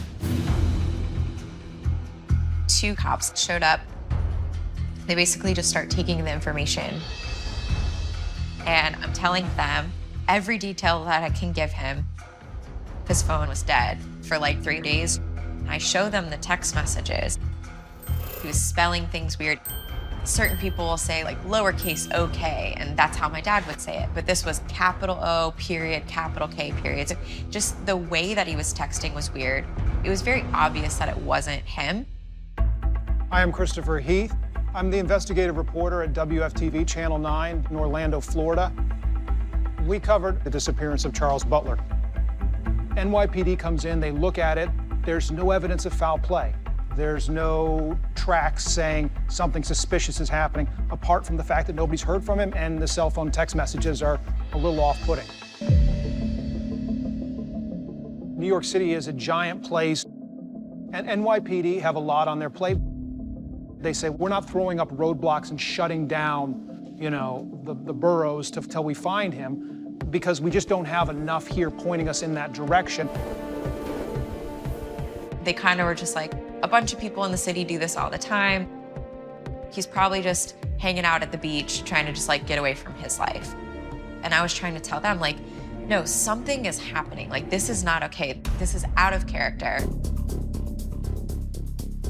One of them, I guess I had pulled on his heartstrings just enough, and he said, listen, I'm gonna put out a report. They're not gonna actively look for your dad, but I'm gonna do what I can and figure something out for you. There's not much that we can do, but I'm gonna do what I can do to help you. Despite the detective's assurances, Molly's concern is rising. And I started freaking out at this point. The closest person to us is missing, like literally just vanished out of her life with no answers. Like, he doesn't go off the radar. Like, with his kids, he doesn't ignore us. He doesn't take a day or two, no matter how much he parties. When it comes to his kids, like, he's always just there. Something just didn't feel right. After a few days had passed, my sisters told me that, like, they still hadn't heard from him and that they were extremely concerned and that they thought maybe something terrible happened. Feeling like they have hit a dead end, the Butler children resolve to take matters into their own hands. We decided that we were gonna have to go the route of a private investigator at this point. I'm Keith Freeman. I'm a private investigator. I had just come back to Florida from a trip to Central America. I was on my way home when I got the call. I literally turned my car around and booked a flight and went straight up to New York that night. 5 days have passed since anyone has heard from Charles. Freeman begins downloading with Molly. And I'm telling him all the details. He's like, wow, you know, you did a lot of the legwork for me, thank you. One of the first things that he had said to me, like, no more contact with Anna whatsoever. Freeman then digs into the police theory that Charles may have willfully disappeared. The first step is we check to determine whether Charles had booked a flight through his office, to check his billing records on his credit cards, and found nothing to corroborate the fact that he had made any additional travel plans. There was no activity anywhere whatsoever. We had all kept trying to call his phone. It was off. We couldn't get through. With no evidence to support that Charles left on his own accord, Freeman sets out to find him. The first step is to get as close to where Charles was in his last known location. I was planning to go straight to his girlfriend Anna's house, which is where he was last seen and where the children last believed he was. When our dad went missing, the last that we had heard was that he was with Anna, so suspicions definitely arose. The first time that he ever went back to her apartment was the last time he was seen alive.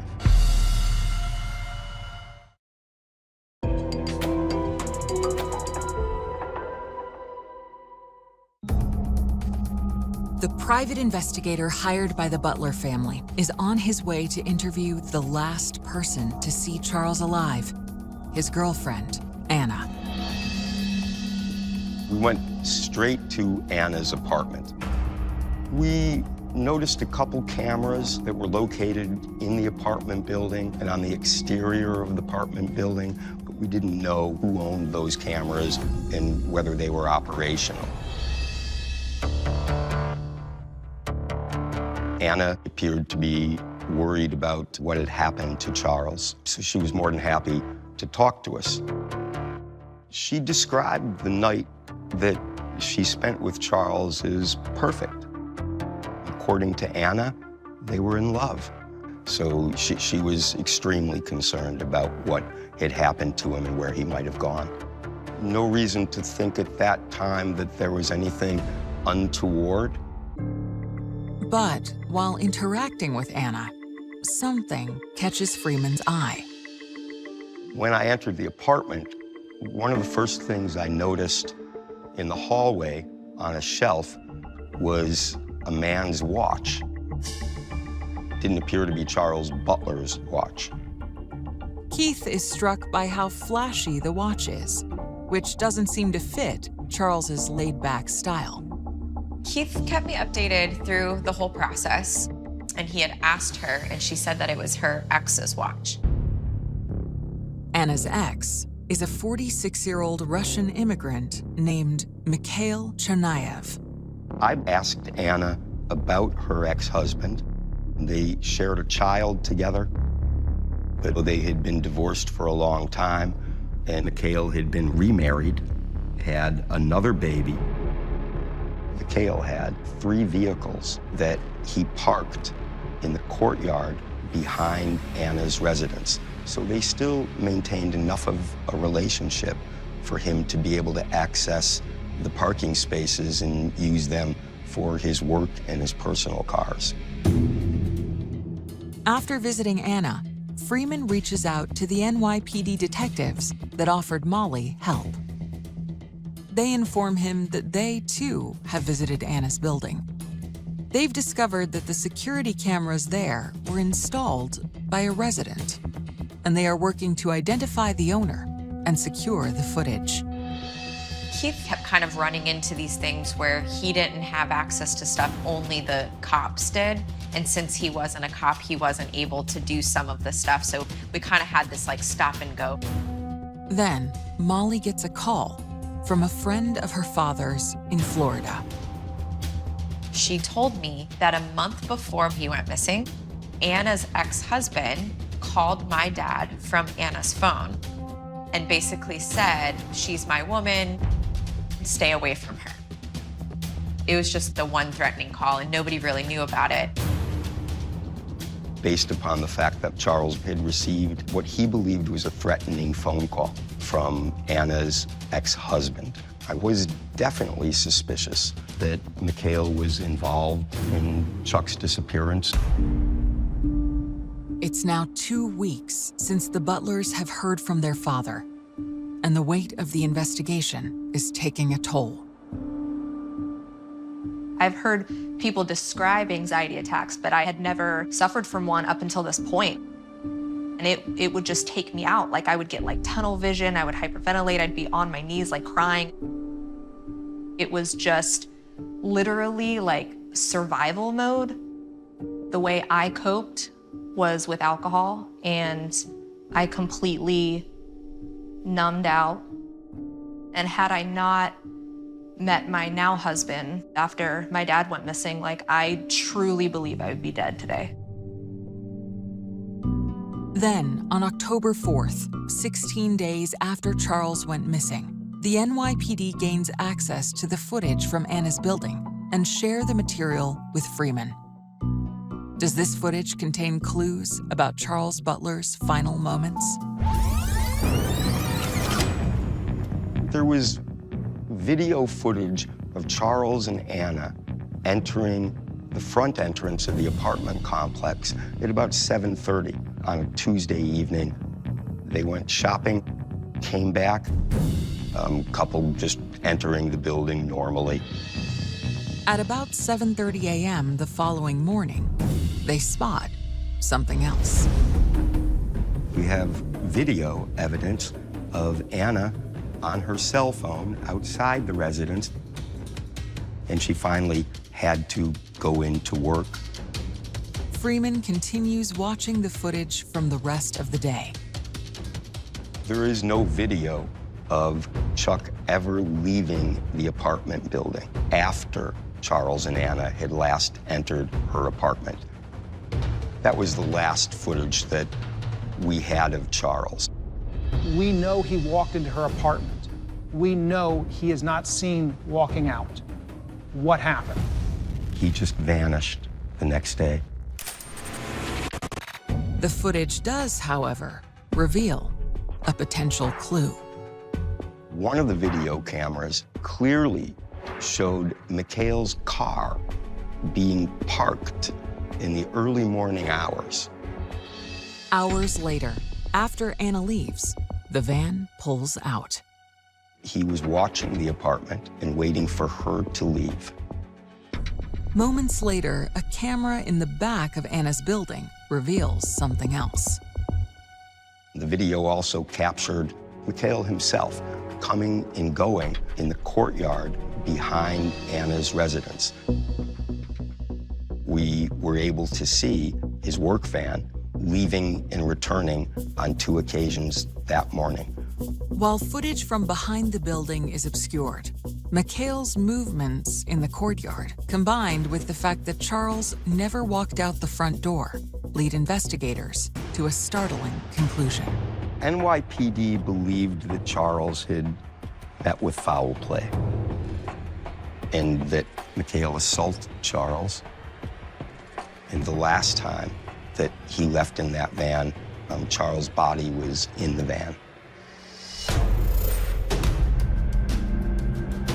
The NYPD was seeking search warrants on the vehicles specifically that were in the courtyard. But days later, disaster strikes. Once in a 100-year event swooped in. Superstorm Sandy struck. The storm submerges 250,000 vehicles, including Chernyav's. Sandy washed away a significant portion of any evidence that would have been necessary to connect Mikhail to Charles Butler's disappearance. It was devastating to the investigation.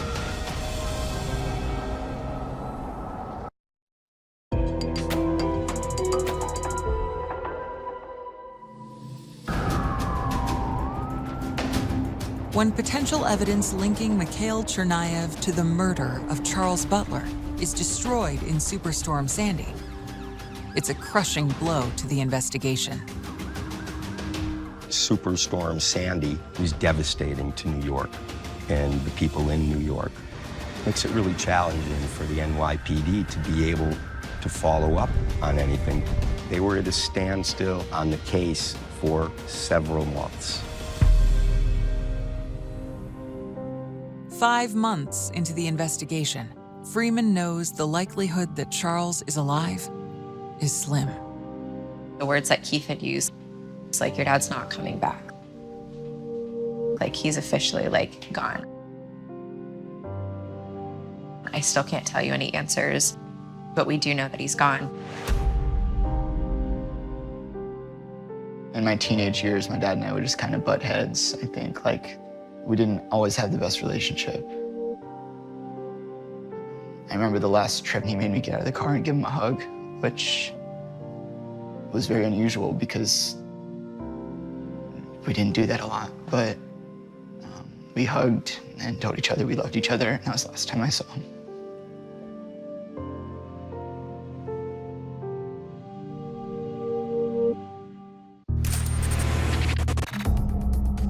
Mikhail Chernayev is still the NYPD's lead suspect, but there's no evidence to charge him with murder. NYPD cared about this case, but he was a missing person. They didn't have any evidence to really lead them to anything else. There's not the physical evidence. There's not a pool of blood somewhere. There's no body. In the face of a stalled investigation, Keith Freeman pitches an idea to the Butler children. We decided to talk to the media in hopes of gaining additional information about what had happened to Charles. The private investigator had gone, I think, as far as he could and asked if we'd be willing to take a look at this case. If Charles did walk out of this apartment, where did he go? He didn't have a car in New York City. He would have either had to take a taxi or public transportation. Where the trail for us goes cold is once he arrives at Anna's apartment. We needed to go see some of these places. We needed to try and get an interview with Anna since she was the last one to see him alive.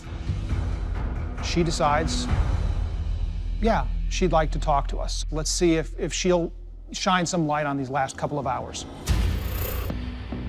And we loved each other, and we wanted to spend our life together. Charles and Anna went to her apartment. The next morning, Anna says she gave Charles a key to the apartment and left for work. That would be the last time she or anyone else who knew Charles Butler would see him alive. I gave him the key. He closed upper lock. So it means that he left. Have you had the locks changed since this? Since that, no. Why not get your locks changed? But she hadn't. It hadn't even crossed her mind. Later on in the interview, I asked about when she got back, had he made the bed? And she couldn't remember. And just some of her reactions were, to me, there were some red flags that started to pop up. We knew Mikhail was a character within this larger story. When I asked about Mikhail, she seemed to dismiss the idea that Mikhail was somehow involved. She said, he's not behind this. As Christopher Heath is reporting his story, another news organization reveals surprising information about Anna and Mikhail. We found out that she basically started dating her ex again. That's when I really got suspicious. We didn't think that maybe she was involved in what happened, but she might have been involved in protecting Mikhail from getting caught. Christopher Heath's report airs in late February of 2013. The next day, we had a different response from the NYPD. We had the involvement of the state police. We had the involvement of senior detectives in Brooklyn and Manhattan. With intrigue swirling around Anna, the NYPD turns to a specialist. I'm Konstantin Papadopoulos, a detective with the New York City Police Department, assigned to investigate the Charles Butler missing persons case. We really wanted to know, was Anna involved in any way of Mr. Butler's disappearance, or if she had prior knowledge of it or any of that. We wanted Anna polygraphed.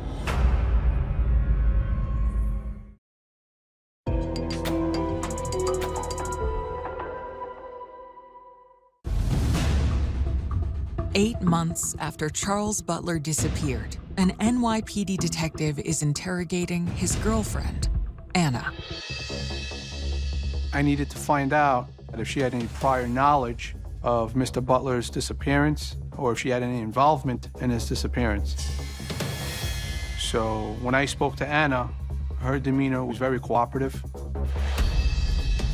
Anna told me she wanted to find out what happened to him as well. I asked about her ex-husband, Mikhail. She met Mikhail in Russia. They also have a son in common, but they did have their differences. According to Anna, he was a very jealous person, questioned her a lot about different things, even though they were not together. He was still jealous. During my course of the interview with Anna, she didn't believe Mikhail had something to do with his disappearance, but you don't know what's going on in someone's head, you know? At the end of the polygraph, she came up, no deception indicated. She had no involvement in Charles Butler's disappearance, so she was in the dark. With no additional insight or evidence, the investigation is at a standstill. But the following day, the NYPD gets an unexpected call from officials in upstate New York. There was a fisherman whose boat had broken down in an infrequently traveled area. The fisherman got out of his boat near the shoreline and stumbled upon a body.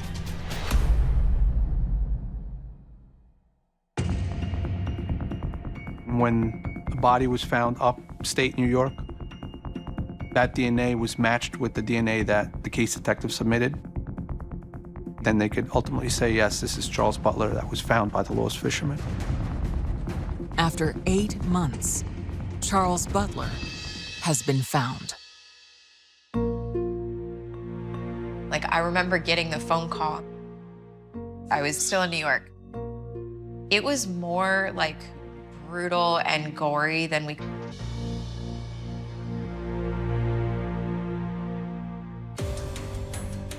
For investigators, the discovery of the body is the first piece of solid evidence in the case. Charles is found under suspicious circumstances. So now the investigation is going to change. So at this point, the detective calls me up and asks if I could polygraph Mikhail. He voluntarily came, yes. He was very cooperative. He seemed enthusiastic to help. He's a middle-aged man, a medium to large build, brown hair, balding a little bit. Without revealing that Charles's body has been found, Papadopoulos begins his routine. Whenever you interrogate somebody that's suspected of a crime, it's a long process. First off, with Mikhail, I built some rapport with him. We sat down, we spoke about common things, you know, what he did for a living, where is he from in Russia, when did he come to the United States, you know, questions like that. Just try to build rapport and see where his mindset's at for the polygraph later on. I asked Mikhail the regular questions that any investigator would ask him. Do you know him? Have you ever met him? Mikhail denied that he knew Charles. He explained to me that he knew that Anna was dating somebody, but he didn't know who it was. Then Papadopoulos suddenly produces a document, a map of the exact area where Charles's body was found. The demeanor that he had quickly changed. He was very nervous. At this point, everything came crashing around Mikhail.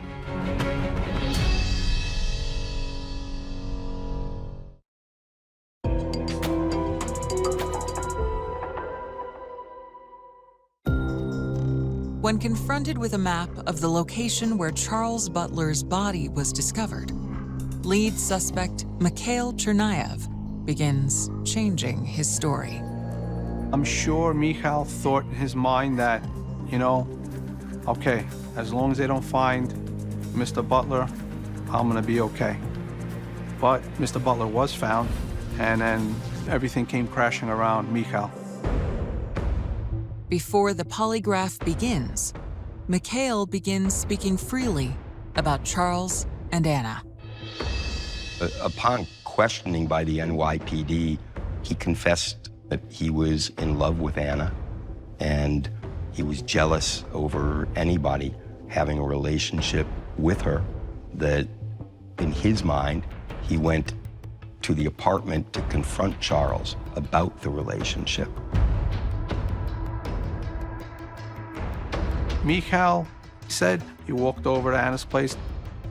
After he observed her leaving for work, approximately 7:30 a.m., he knew that Charles would be home, knocked on the door, a confrontation ensued.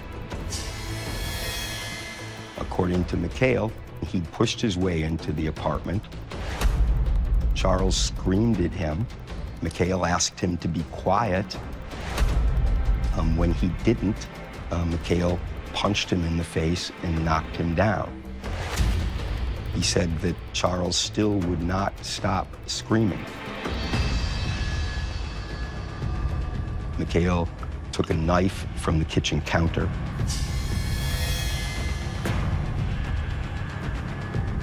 stabbed Charles, and suffocated him. Mikhail's explanation was that he was possessed by a demon.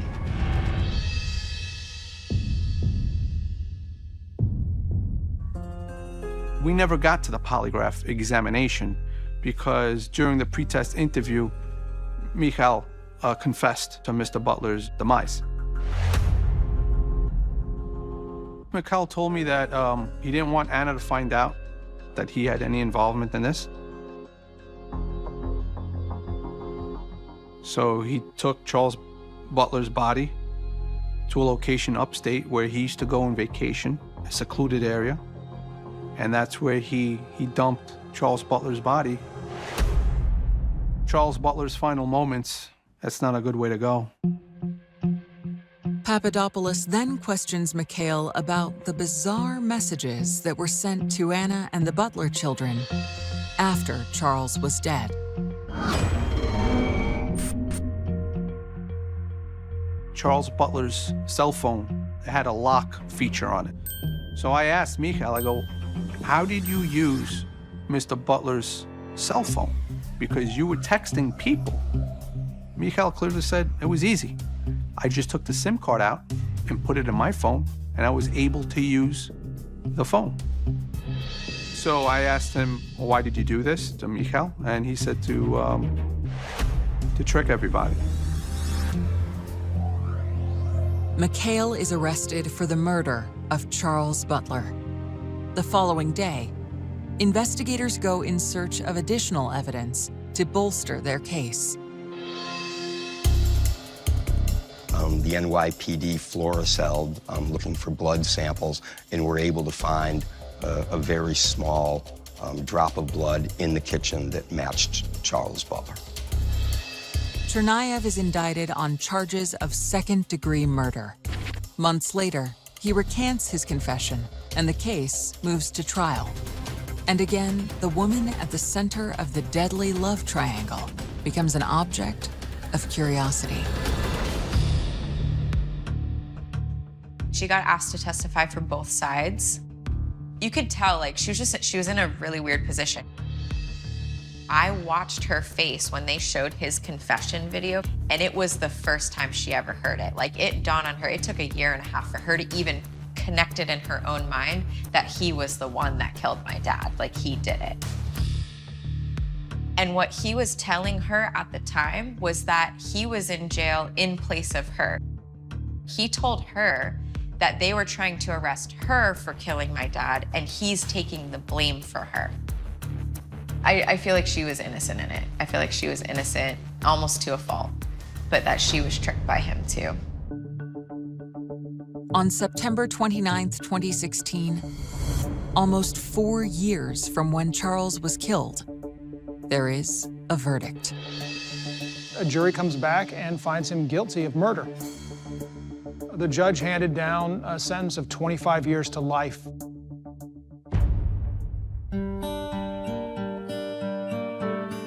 With the trials behind us, I felt like we were finally able to create our own closure, if you will.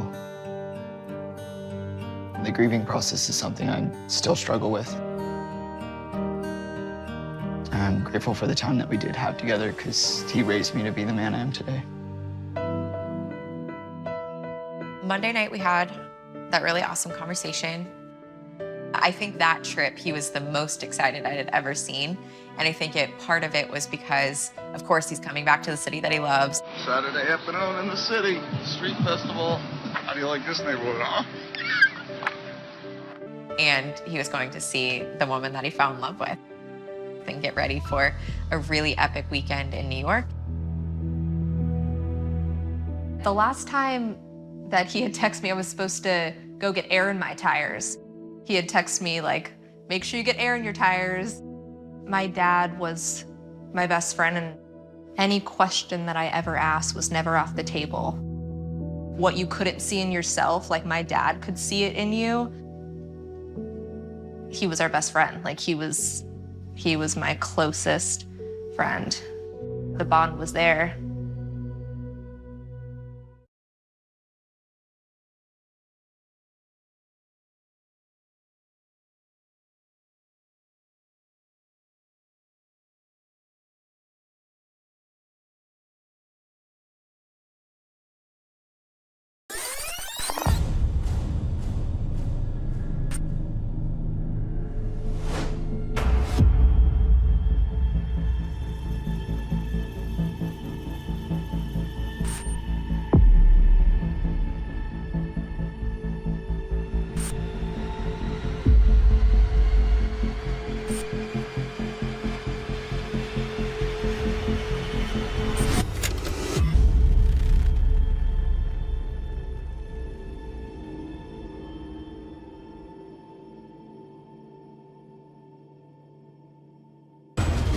In case y'all didn't know, it's Black Girl Sunday.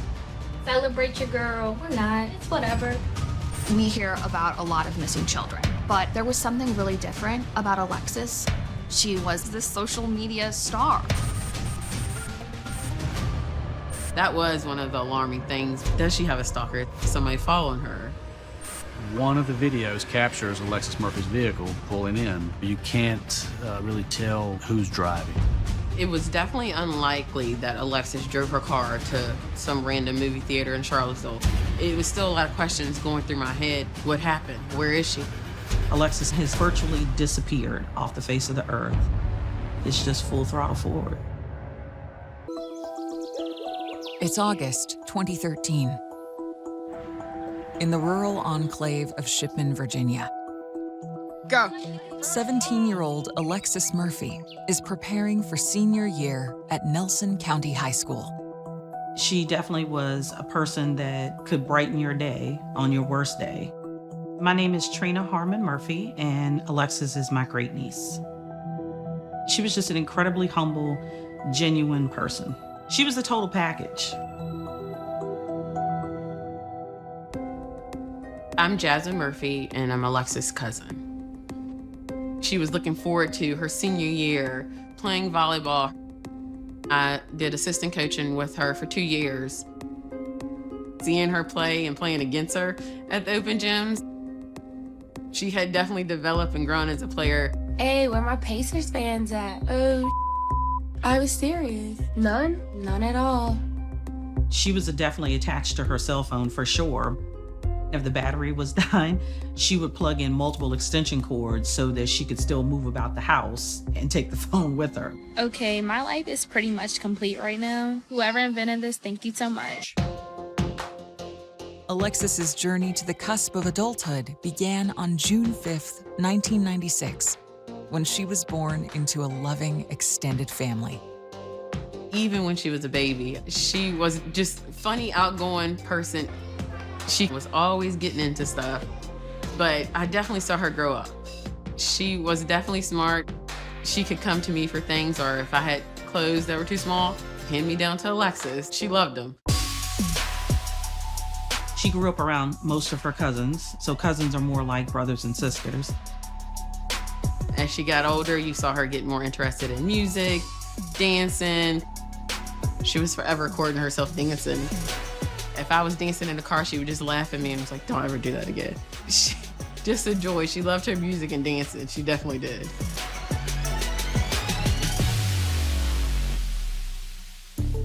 Alexis and her friends spend their free time at a local destination, Liberty Gas Station. The gas station that has the McDonald's connected to it was definitely like the teenage hangout spot.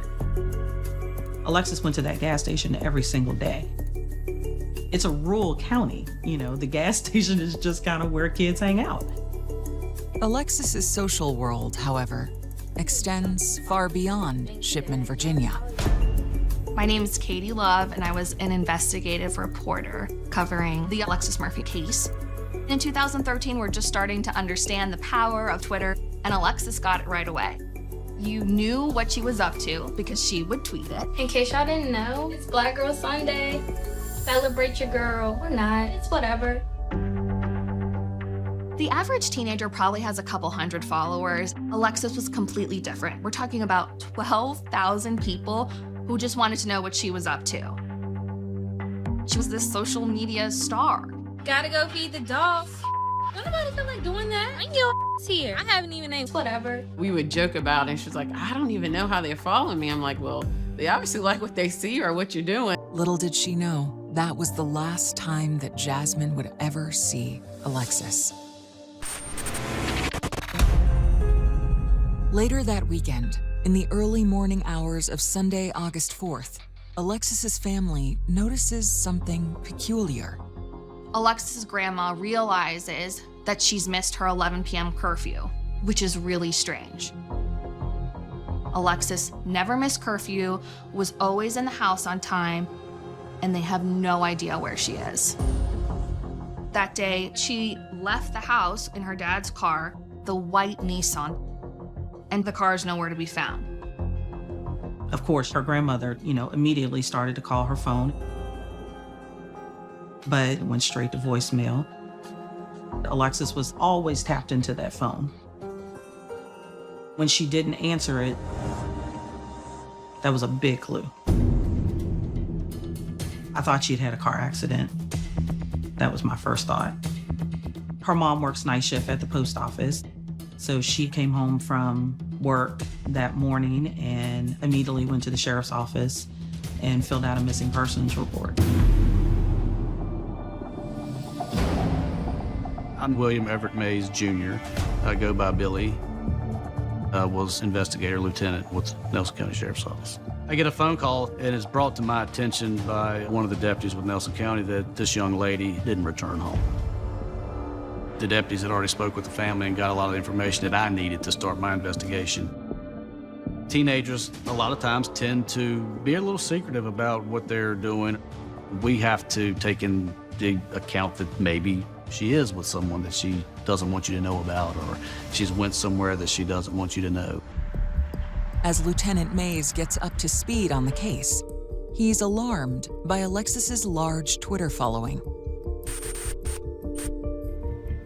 She had a lot of followers on social media, but with that, there's the downside. It's just a breeding ground for predators. But just in a matter of hours, I had a huge resource available. We had social media experts from the FBI that were devoted solely to that. That was critical in this case. I remember coming through her social media and seeing some of the things people would post, like, oh, I would like to meet you, or you may see me sooner than you think. That was one of the alarming things. Does she have a stalker? Is somebody following her? As investigators dig through the large digital trove, they spot one tweet that points to her plans for early Saturday evening. as she was posted throughout the day. One of those said she was Berg-bound, which means she was headed to Lynchburg, which is a city just south of Lovingston. Her family explains to investigators the enthusiasm behind the 6:04 p.m. post. She had an appointment for her senior pictures the following week, and she loved hair and makeup. So her plans that day were to go to Lynchburg and buy hair to do her hair extensions for her senior pictures. Her mom gave her the lecture on not spending too much money on hair, and she told them she loved them and got in her car and drove away. That was her very last tweet. Police reach out to the Lynchburg store she was headed to, but shopkeepers say she never arrived. Whether or not she ever set foot in the city is a mystery. The million-dollar question is why? Why she deviated from that plan, and was that voluntary? To track her movements, Mays subpoenas Alexis's cell records. But while he waits for the results, late that afternoon, Trina devises a plan to find her using an app called Find My Phone. Oak Ridge Estates was the last location that the Find Me app on her phone actually provided. It's a vast piece of property. It's several thousand acres. So a lot of resources from the sheriff's office and the state police are focused on that area. There was a huge gathering of people. There was tons and tons of people willing to help. By 6:30, there was a state trooper helicopter in the air looking for her car. By 7:15, the first FBI agent was on the scene. You're on a pendulum between hope and despair. A suspect on the road to Lynchburg. It almost made you afraid to even be out at night alone. And clues from Alexis's final moments lead police to the end of a dirt road. It looks like something out of a horror movie. In late July, days before Alexis disappeared, her aunt dropped by her home. It was just a typical visit, and she was just her happy-go-lucky self, you know? We said our goodbyes as always. Love you, see you later, and that was it. I mean, the normal moments are the ones that are really important, you know? Lord knows I wish I had known that was the last time I was gonna see her. Just hours after Alexis is reported missing, an app called Find My Phone leads police to a 4,800-acre estate called Oak Ridge.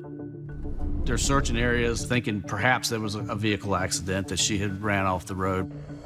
We also had contacted the state police for their helicopters to come in and fly the area. So a lot of the attention was focused in that area. After hours of searching, investigators begin to question the accuracy of the phone tracking app. Law enforcement find nothing, so it kind of leads them back to square one. That was like this alarm of what is going on. Perhaps she's establishing a little bit more independence and she wants a little more privacy, as most teenagers do. But her family was very adamant that that was not the case. This probably is bigger than what we think. With Alexis's phone records still pending, authorities widen their search radius and call in more help, as Mays takes a darker view of the situation. It's becoming more evident to me that this is probably not a defiant juvenile, and this is probably not an accident. So time is of the essence, it's critical. And I was basically the one overseeing all this. We reach out to the Virginia State Police for their special agents, and we probably had close to 50, 60 special agents from the FBI there, which was incredible. I definitely saw that this was something serious now, more serious than we had thought before. As the investigation intensifies, the Murphy family's plight explodes into the spotlight. In the newsroom, we hear about a lot of missing children, but there was something really different about Alexis and how strange it was for this girl to suddenly have no trace Family members say 17-year-old Alexis Murphy is a good girl, star volleyball player at Nelson County High School, a devoted daughter who always answers her phone and text. She became everybody's daughter, everybody's niece, everybody's granddaughter. But Laura Murphy has been unable to contact her daughter since August 3rd. Somebody knows something. If it's the littlest thing that they may not think is important, it is. It allowed people to connect with her family. It was amazing to see how many people organized search parties after search parties looking for Alexis. My name is Mark Egeman. I work for the Virginia Department of Emergency Management as a search and rescue coordinator. Watching the story develop and grow in the news until we get that call from state police. And then that's when we become involved and it becomes an active mission for us. You have a tremendous amount of woods and country to have to search on foot. The whole community has mobilized at this point. This was very out of the norm for Nelson County. It's unclear at this point if investigators have found anything of use for them as they continue to search for Alexis Murphy. In the midst of this publicity, law enforcement scrutinizes the road Alexis would have taken to Lynchburg. In recent years, it has been the site of a rash of mysterious crimes. Last count, I believe it's 32 young women and men that are missing on some portion of the 29 corridor. There's something going on for sure on the 29 corridor that needs attention. Locals attribute this violence to a single anonymous culprit. When I first started working for Nelson County Sheriff's Office, I had heard about the 29 stalker. There were some young ladies that had been abducted along Route 29 from, say, Albemarle all the way up to Barboursville. You start to wonder if this is something that is connected. Yeah, it was a scare. It almost made you afraid to even be out at night alone. It was definitely one of those things you kind of opened your eyes even more. But soon, on Monday, August 5th, 2 days after she vanished, Mays receives some crucial documents: Alexis's cell phone records. We started looking at the cell phone information and the cell phone records, and were able to determine that Oak Ridge that we didn't need to be there. The phone was pinging somewhere else. One of those hits indicated she was in the Liberty gas station. That's where the focus went at that point. We were able to go and pull that video surveillance of Alexis being there. Could this footage be the key to finding Alexis? She was there, and she was there alone. So we were trying to connect all those dots and put those pieces of the puzzle together. That's the last known ping on her cell phone. We knew that this was probably the last known place that she was when she went missing. In the case of Alexis Murphy, police have obtained surveillance footage from the Liberty gas station on the day she disappeared, after her last tweet around 6 p.m. Could this video hold clues to her whereabouts? It was somewhere around 7 p.m. What I seen when we watched the video was Alexis coming into the store to pay for her gas. She looked fine when she was inside to me. She didn't appear to be distressed or distraught or in any kind of danger or scared, and she was there alone. There was really nothing that looked out of place. And then she exits the gas station. She could be very close when she left. It was somewhere around 7 p.m., and I believe it was 7:17 p.m. It was the last activity on her phone. So we have roughly a 17-minute window there that we're trying to figure out what happened. We were starting to canvass the area, perimeter around the Liberty gas station, talking to every resident there. We're looking for this young lady and her phone. There is a car lot directly across Route 29. We were searching that area and searching trunks of cars just because we didn't know. Law enforcement finds no sign of Alexis or her car or phone.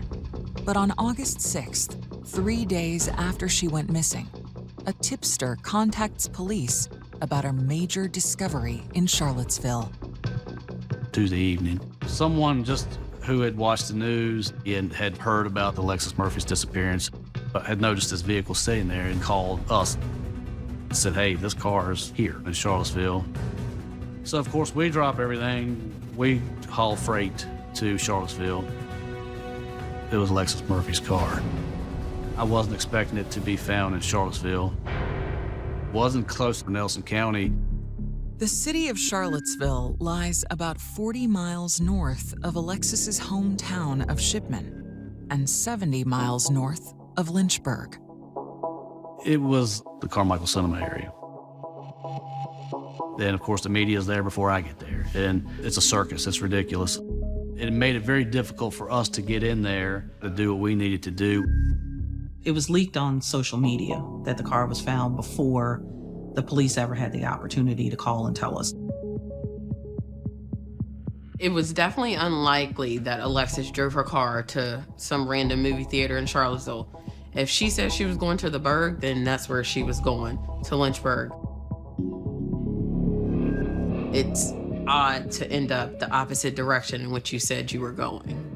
But when I got the news that they had found her car, I wanted something.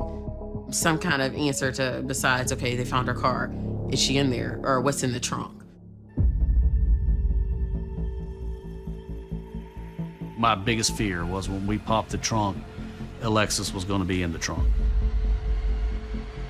And when we do open the trunk, she isn't. Which, it was a relief, but at the same time, it's like, where is she? And her phone is not there. So you go from, yay, she might still be alive, to, okay, where do we go from here?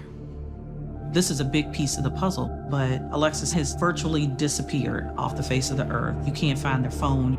It's just full throttle forward. Determined to figure out how the car got there, Mays obtained surveillance footage from surrounding businesses. There's hundreds and hundreds and hundreds of hours of CCTV that we're going through. And luckily, one of the videos captures Alexis Murphy's vehicle pulling in on Sunday night at around, I believe it was around 10 o'clock. It's a real grainy video. You can't really tell who's driving. You can just tell that there is a figure that gets out of it. And the subject walks out of frame. It was a creepy scene. Could this mysterious figure be Alexis? Despite her bold personality, her family thinks otherwise. She was definitely scared of the dark, so her to walk off in the dark without a light, no, was definitely unlikely to be Alexis. While the individual does not appear to be Alexis, their identity is unknown. You can't identify if it's a man, a woman, age, anything. It's not Alexis driving the car, but we have no idea who this person was. Search teams are still out there looking for any clues of where Alexis had gone. Desperate to understand the mystery figure's connection to Alexis, investigators re-examined the footage from the gas station. When you look at the video going back, there was an individual that held the door open for her. And there was some it appeared, small talk. There was something really interesting, and they see something they had never seen before. There was a man holding the door for Alexis Murphy. And it looks like on the footage that there's some sort of conversation between Alexis and this unidentified man. So suddenly, there is a new person of interest in the case. So we're starting to wonder if it's the same person in Charlottesville.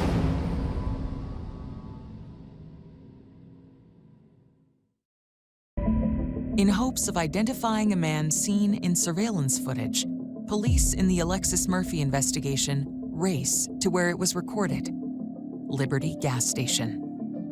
So there was a question of whether that was someone who maybe was involved in Alexis's disappearance. The attendants who work there were able to easily say, this is a guy named Randy Taylor. He was not someone who just kind of slid under community radar. This is a distinctive man who has this huge Daffy Duck tattoo on his neck. The gas station attendant knew Randy because he has a car that's very distinctive, this camo truck. Once Lieutenant Mays learns of Taylor's vehicle, he digs deeper into the footage. The cameras, unfortunately, were not all over the parking lot. But there is a camera that's on a portion of the parking lot, and it catches just a tiny piece of Route 29. Just a few minutes after Alexis exits the gas station, you see this camouflage vehicle and Alexis Murphy's white cars directly behind it. She was actually going north toward Charlottesville, and now she's following him. The big question is we have no idea why she followed him, which is really strange. What's going on? Mays sizes up the investigation's new prime target. We've got to come up with a game plan. Let's figure out what the best avenue of attack is as far as the interview with him, and let's pin him down. Investigators discover that Taylor lives in a camper just off of Route 29. 4 days after Alexis disappeared, Mays heads towards the property. We had put him under 24-hour surveillance. I was told by the other agents where this camper was located, but I couldn't find it. The grass was so high around the driveway. It goes into this property. So I finally locate this road. We pull in, and we're basically walking up to this thing. It's just an old abandoned house. Then there's this blue and white camper. It looks like something out of a horror movie. I remember knocking on Randy's door, and he opens the door. We explained to Randy why we're there. And I basically asked him about being at the Liberty gas station. We were looking for this young lady, and he said he had no knowledge. He's never seen her, didn't know her, wasn't at the Liberty gas station, had no idea what we were talking about. And that was an important part of the case for me because I knew then that he was hiding something. But once we confront him with the evidence, there's a video of him holding the door for her, and things changed. He told us he ran into her at Liberty. He admits that she was there. Without prompting, Taylor launches into a story. He even goes on to elaborate that he met Alexis Murphy probably a year prior to this at a car wash. He was smoking some marijuana, and she had made a comment about the marijuana. According to him, she was talking about how it smelled like some really good stuff. So when he saw her at the Liberty gas station on August 3rd, he knew who she was. When pressed again about the August 3rd encounter, Taylor offers an astonishing account. Also, he's telling us that she's with a black guy, and they're talking about a marijuana sale, and Randy wanted to buy from the guy that she was with. So they come up with an agreement, and they leave, and he goes to his camper. Alexis comes, and this other gentleman follows suit. He buys marijuana. They have some small talk, shoot the bull, and they leave together. That's the last he's seen of her. I didn't believe the story, but we could not rule out the possibility of someone else being involved. To validate Taylor's story, Mays files for a warrant to search his trailer. Alexis's social media is also scoured in search of the man in Taylor's description. They got the picture off of some Facebook page or something, but very quickly we're able to identify this guy as Damien. Damien was a resident of Nelson County, but he leaves town shortly after Alexis Murphy is missing and goes to Alabama. That was alarming. That was enough for us to further investigate this. I knew Damien. We went to high school together. So Alexis' relationship with Damien, I don't know exactly what it was. I knew he worked at McDonald's at the time. She always was at McDonald's getting a frappe. Was he one of the last people to see her? Did he have something to do with it? Did he know about it? It was still a lot of questions going through my head. What happened? Where is she? Police uncover disturbing clues. We see that a fingernail is embedded into the carpet. Hearing this kind of evidence, your stomach just turns. Authorities close in on a suspect. I don't think he expected the rain of hell that came down on him. And cryptic circumstances envelop Alexis's final moments. So it leaves me with the million-dollar question: how did you get her there?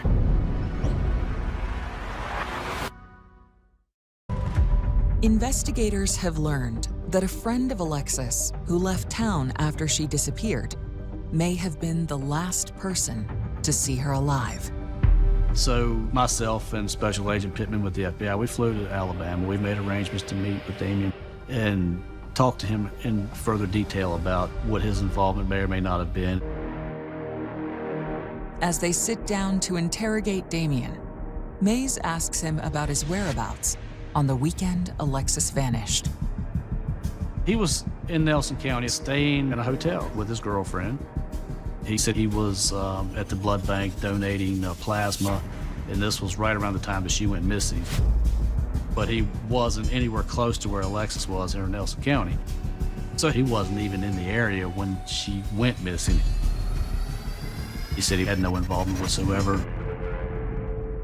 After the interrogation, Mays returns to Virginia and digs into Damien's account of the weekend of August 3rd. We were able to corroborate his timeline and his alibis.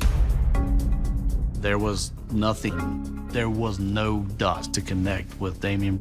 It was just another ploy for Randy to throw the investigation off. After clearing Damien, critical information in the case against Randy Taylor comes through. We were able to secure a search warrant for his camper. We executed that search warrant. We go in, we explain to Randy why we're there, and we pull him out of the camper. The forensic techs go in and start the evidence recovery process. They go to his house, his trashy dump of a camper. It was a bit messy. Inside, they find evidence. We see that a fingernail is embedded into the carpet, but they find a hair extension and then a diamond stud. Hearing this kind of evidence, your stomach just turns. It wasn't something good when I heard that they found all those things there, because those are things that any girl, you're not going to just let that go. It had to be taken from you. Alexis didn't have false nails, things like that. It's not going to just come out easy.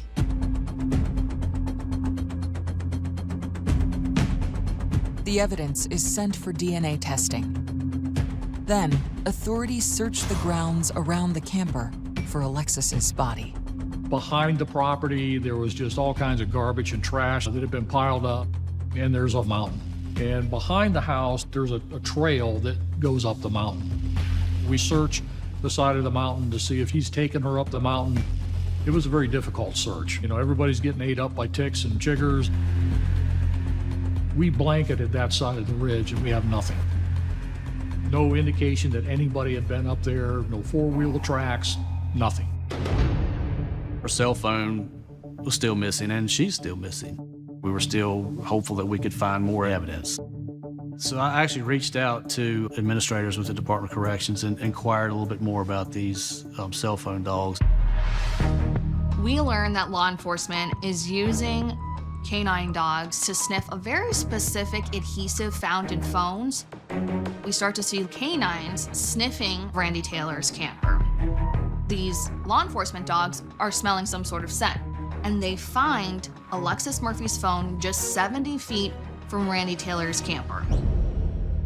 It's broken. It looks like someone's tried to take out the battery. Finding Alexis's white iPhone was the nail in the coffin. This was her lifeline. I have that on your property, and she's not here. Something terrible has happened.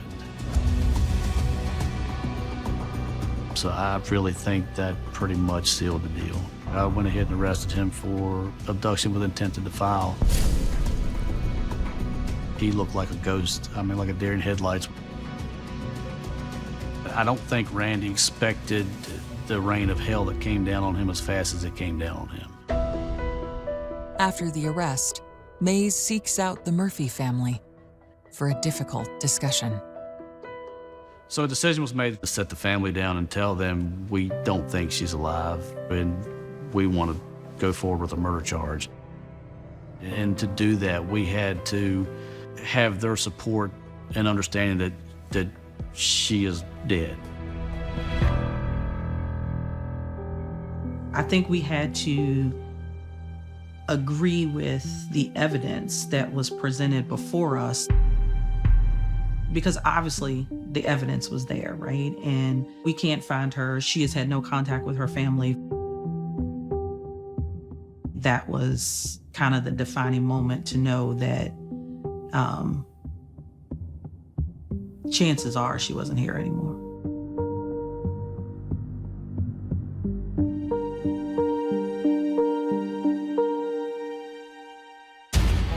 As the case heads to trial, police make Randy Taylor an offer.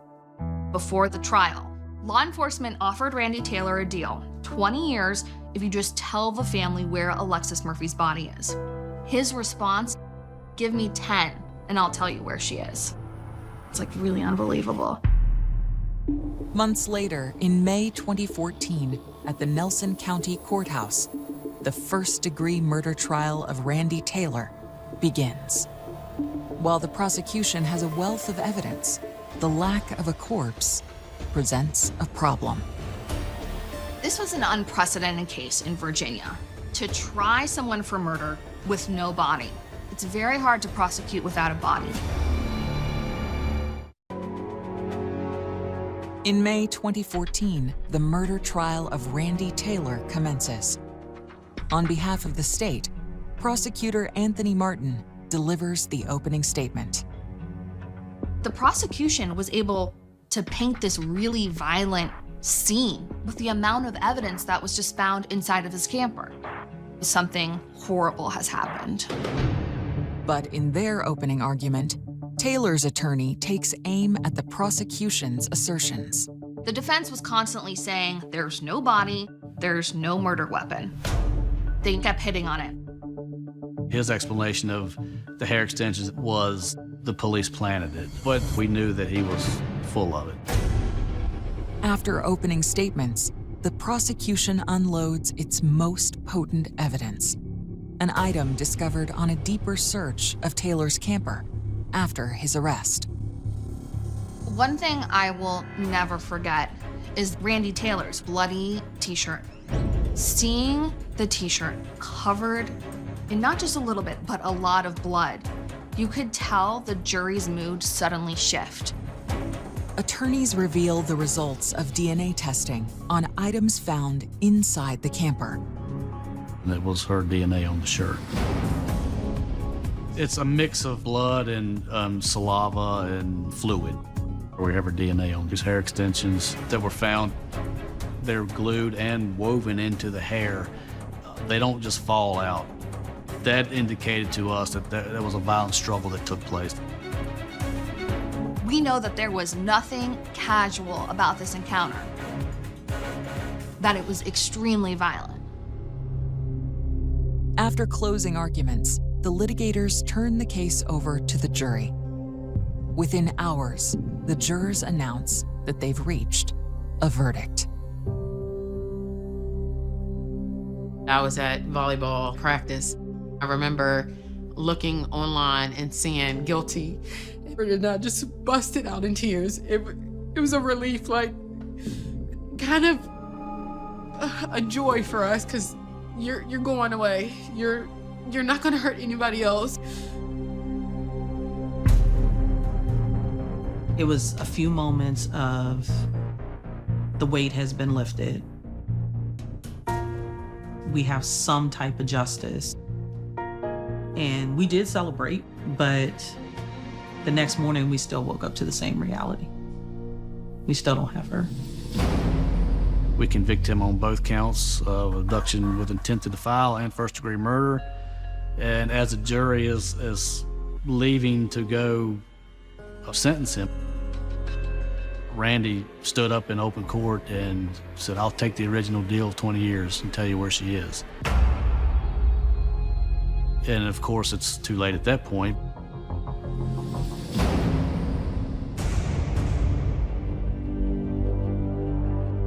He ended up with 2 consecutive life sentences and is currently at Red Onion spending the rest of his life in prison. So, in the case of Taylor's continued silence, anger and mystery linger over what transpired in Alexis's final moments captured on video.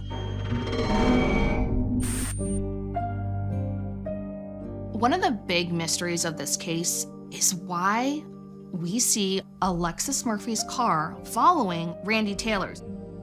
We have no idea why she followed him. Somehow he gets this beautiful, talented young girl to follow him to his trashy dump of a camper.